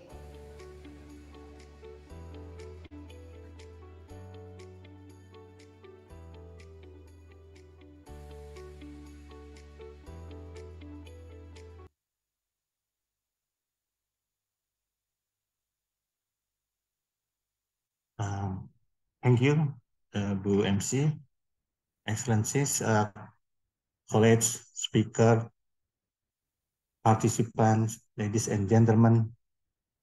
Very good afternoon. Allow me to deliver my closing remarks through online. I am pleased you all having a fruitful discussion with our cooperation from ASEAN, Japan, Economic Research Institute for ASEAN and East Asia Area, and ASEAN Center for Energy, ACA. First of all, I would like to thank area and team who have shown great concern in supporting and achieving carbon neutrality in Asia, including Indonesia, through, among others, appropriate energy financings, mobilization of clean energy investment, deployment of carbon capture, utilization and storage CCUS for energy sector in Asia, ASEAN, and focus on the policies to enable it. Ministry of Energy and Mineral Resources has made considerable effort to eventually launch regulations for CCUS projects and prepare a robust policy and regulatory framework as well. Therefore, this conference is of surely great importance to seek input and gain valuable lessons for our key international stakeholders in order to ensure energy security, achieve NDCS in ASEAN, and ensure future affordability of CCUS. On this occasion, I would like to thank also all honorable speakers and participants who have joined and engaged in lively discussion in the two sessions of the conference. We have discussed and obtained valuable knowledge and lessons regarding transition technologies and financing towards ASEAN's carbon neutrality, development and deployment of CCUS in ASEAN, and what are required to realize and advance CCUS in ASEAN. I hope in the future we will be able to realize CCUS roadmap for the large-scale development and deployment of CCUS to support decarbonization pathway and mitigate climate change. In addition, we should focus and the way forward on an action to be taken from a technological, policy, legal, and funding perspective. For deployment in the region, regional collaboration which is aligned with the Indonesian government's energy transition goal is imperative. Once again, allow me to express my sincere gratitude for your time and attention to attend the entire conference. We sincerely hope the outcomes will lead to greater regional collaboration on CCUS deployment in ASEAN. Thank you. Thank you, His Excellency, for your closing remarks. Last but not least, let us hear from the Special Advisor to the Area President on Energy Affairs. Let's welcome to the stage Mr. Shigeru Kimura.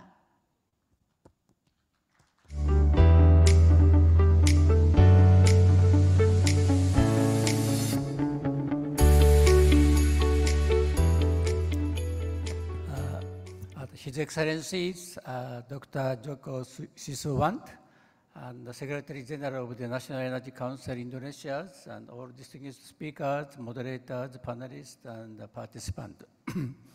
On behalf of Toru Furuichi, Director General of Research and Policy Design area, I'd like to express my closing remarks of this afternoon side event.